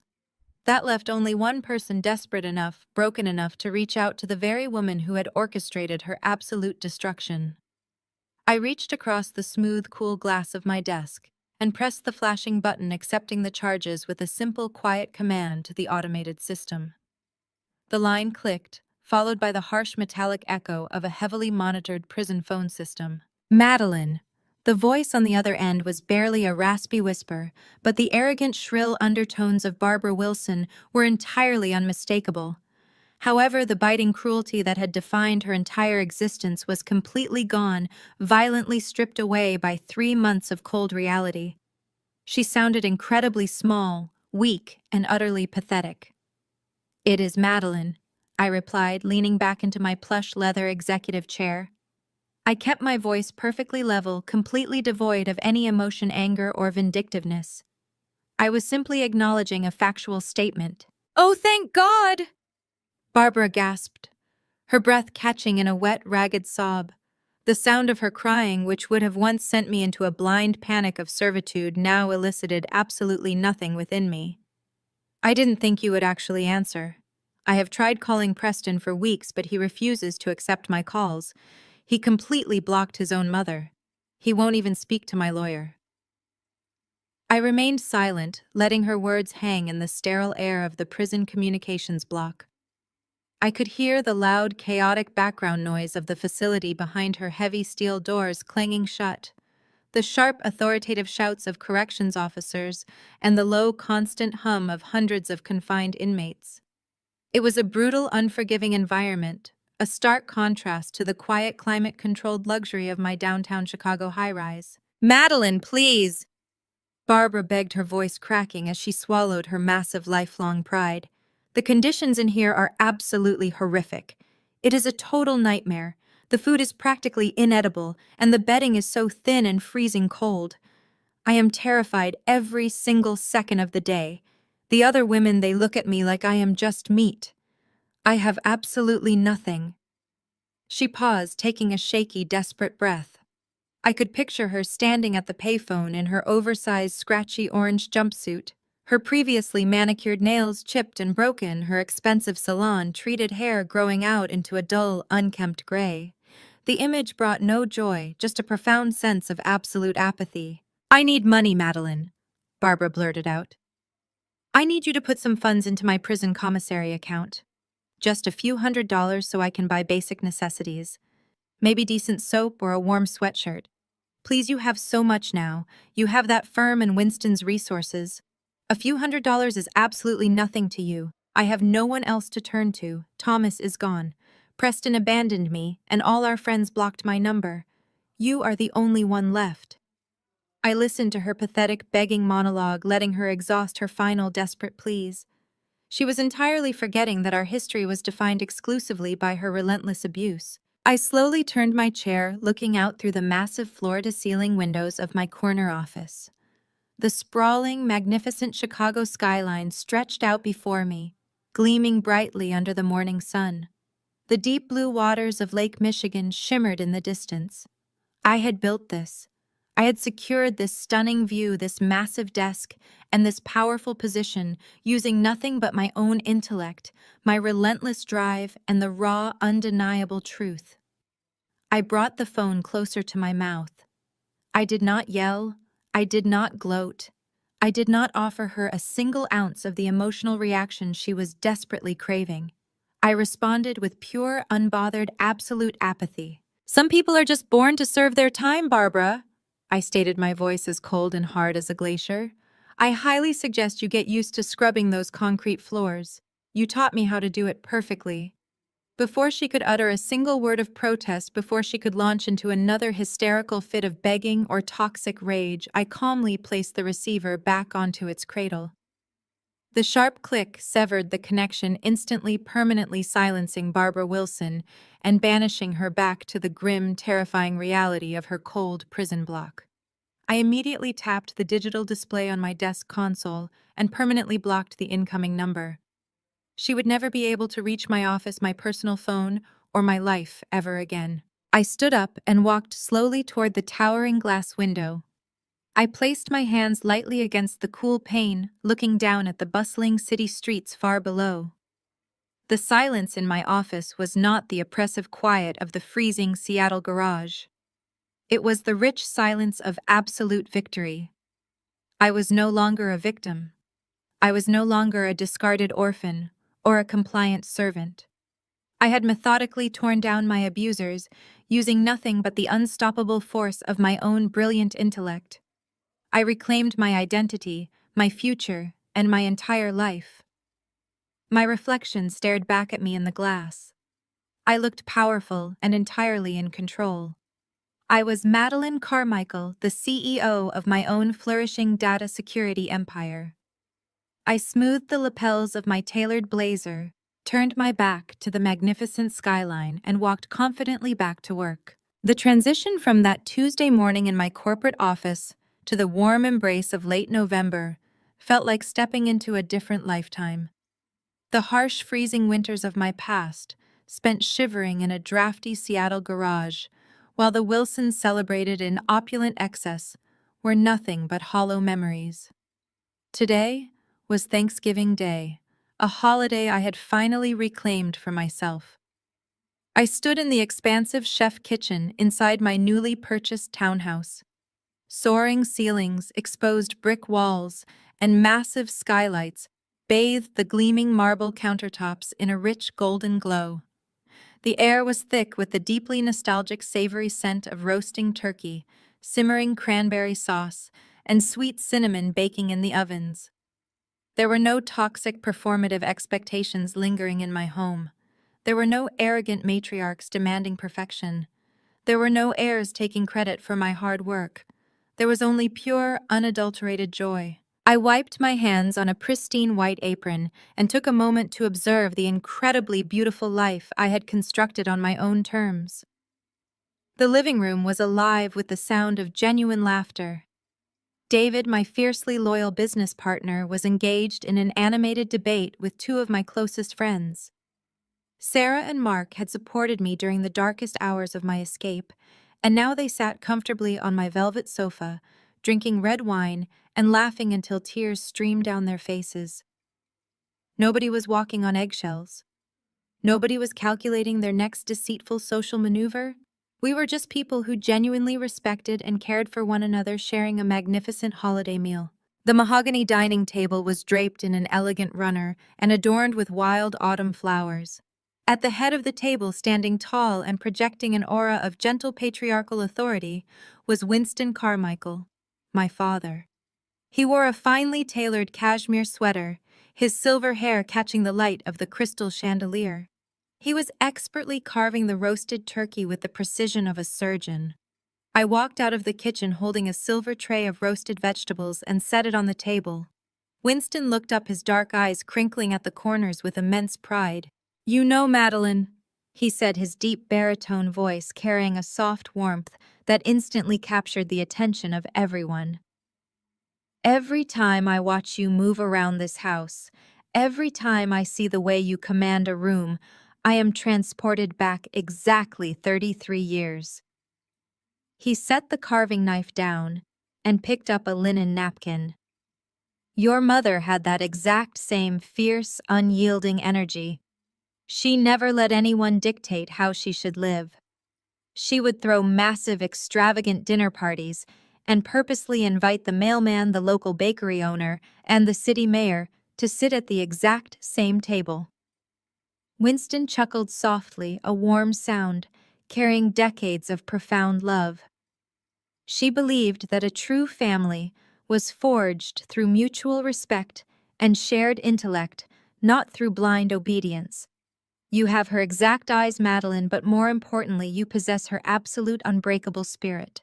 The room fell into a comfortable, respectful silence as my chosen family gathered around the feast, completely captivated by the powerful moment. David took the seat to my right, while Sarah and Mark settled comfortably across from us, their faces glowing with absolute happiness. Winston remained standing at the head of the table. He reached down and picked up his crystal glass filled with Pinot Noir. The clinking of silverware ceased entirely as every single person looked up at the towering patriarch. He looked exclusively at me. I have spent my entire life building an empire. Winston began, his voice vibrating with absolute sincerity. I have negotiated treaties, destroyed corporate rivals, and amassed a fortune that could span generations. But nothing I have ever accomplished comes remotely close to the honor of standing here today in a home built by my daughter. He raised his glass slightly higher. I was robbed of the privilege of raising you. I was denied the chance to protect you from the monsters who sought to break your spirit and steal your brilliance. But looking at you today, I realize you never needed my protection. You did not just survive your abusers, Madeline. You completely dismantled them. You beat them at their own twisted game using nothing but your own terrifying intellect and your absolute refusal to be a victim. Winston leaned forward, his dark eyes locking onto mine with an intensity that made the breath catch in my throat. I do not toast to your obedience. I do not toast to your compliance. I toast to your magnificent, terrifying strength. I toast to the brilliant mind that built this independent empire. And I toast to the unbreakable Carmichael spirit that kept you alive in the dark so you could finally stand here in the light. To Madeline. To Madeline! The room echoed in perfect unison as my chosen family raised their crystal glasses high into the warm, fragrant air, filling the beautiful dining room with an overwhelming sense of profound, absolute peace. I stood up slowly, my heart swelling with an emotion so vast it felt as though it might break through my ribs. I looked at David, smiling warmly at my side. I looked at Sarah and Mark, raising their glasses with genuine tears of joy in their eyes. And finally, I looked at Winston, my father, who was watching me with a lifetime of restored love. The freezing garage, the cruel insults, and the pathetic voice of Barbara Wilson echoing from a federal prison were completely gone. The trauma of the past was irrevocably behind me. I raised my own crystal glass, letting the deep red wine catch the light. I had fought a brutal, merciless war for my freedom, and I had won absolute total victory. I smiled a genuine, triumphant smile as the warmth of my chosen family surrounded me, and the world finally faded to black. The story of Madeline's triumph over the Wilson family teaches us a profound lesson about the true nature of power, resilience, and family. For 25 years, she was conditioned to believe she was nothing more than a burden, a servant meant to absorb the cruelty of the very people who were supposed to shelter her. But her journey proves that the toxic labels placed upon us by our abusers are completely powerless against the truth of who we choose to become. Madeline did not just survive her trauma. She weaponized her brilliant mind to completely dismantle the gilded cage built around her. Her ultimate victory, however, was not just sending the Wilsons to a federal penitentiary. True victory was her quiet refusal to accept her real father's massive wealth as a crutch, choosing instead to build her own independent empire from the ground up. She demonstrated that the most devastating revenge you can inflict upon those who tried to break you is to become entirely untouchable wildly successful, and completely indifferent to their ultimate downfall. Furthermore, her story redefines the meaning of a home. Forced proximity and legal guardianship do not create a family. True family is built on a solid foundation of mutual respect, genuine support, and unconditional love. It is the chosen circle of friends, mentors, and fiercely loyal allies who stand by you in the dark and celebrate you in the light. If you have ever been made to feel small, worthless, or trapped by the toxic expectations of those around you, remember Madeline's unbreakable spirit. You possess the absolute power to rewrite your own narrative and forge a magnificent future entirely on your own terms. Have you ever had to walk away from a toxic environment to build your own chosen family? Share your story of strength in the comments below, and please hit that like and subscribe button to join our community for more empowering tales of resilience and triumph.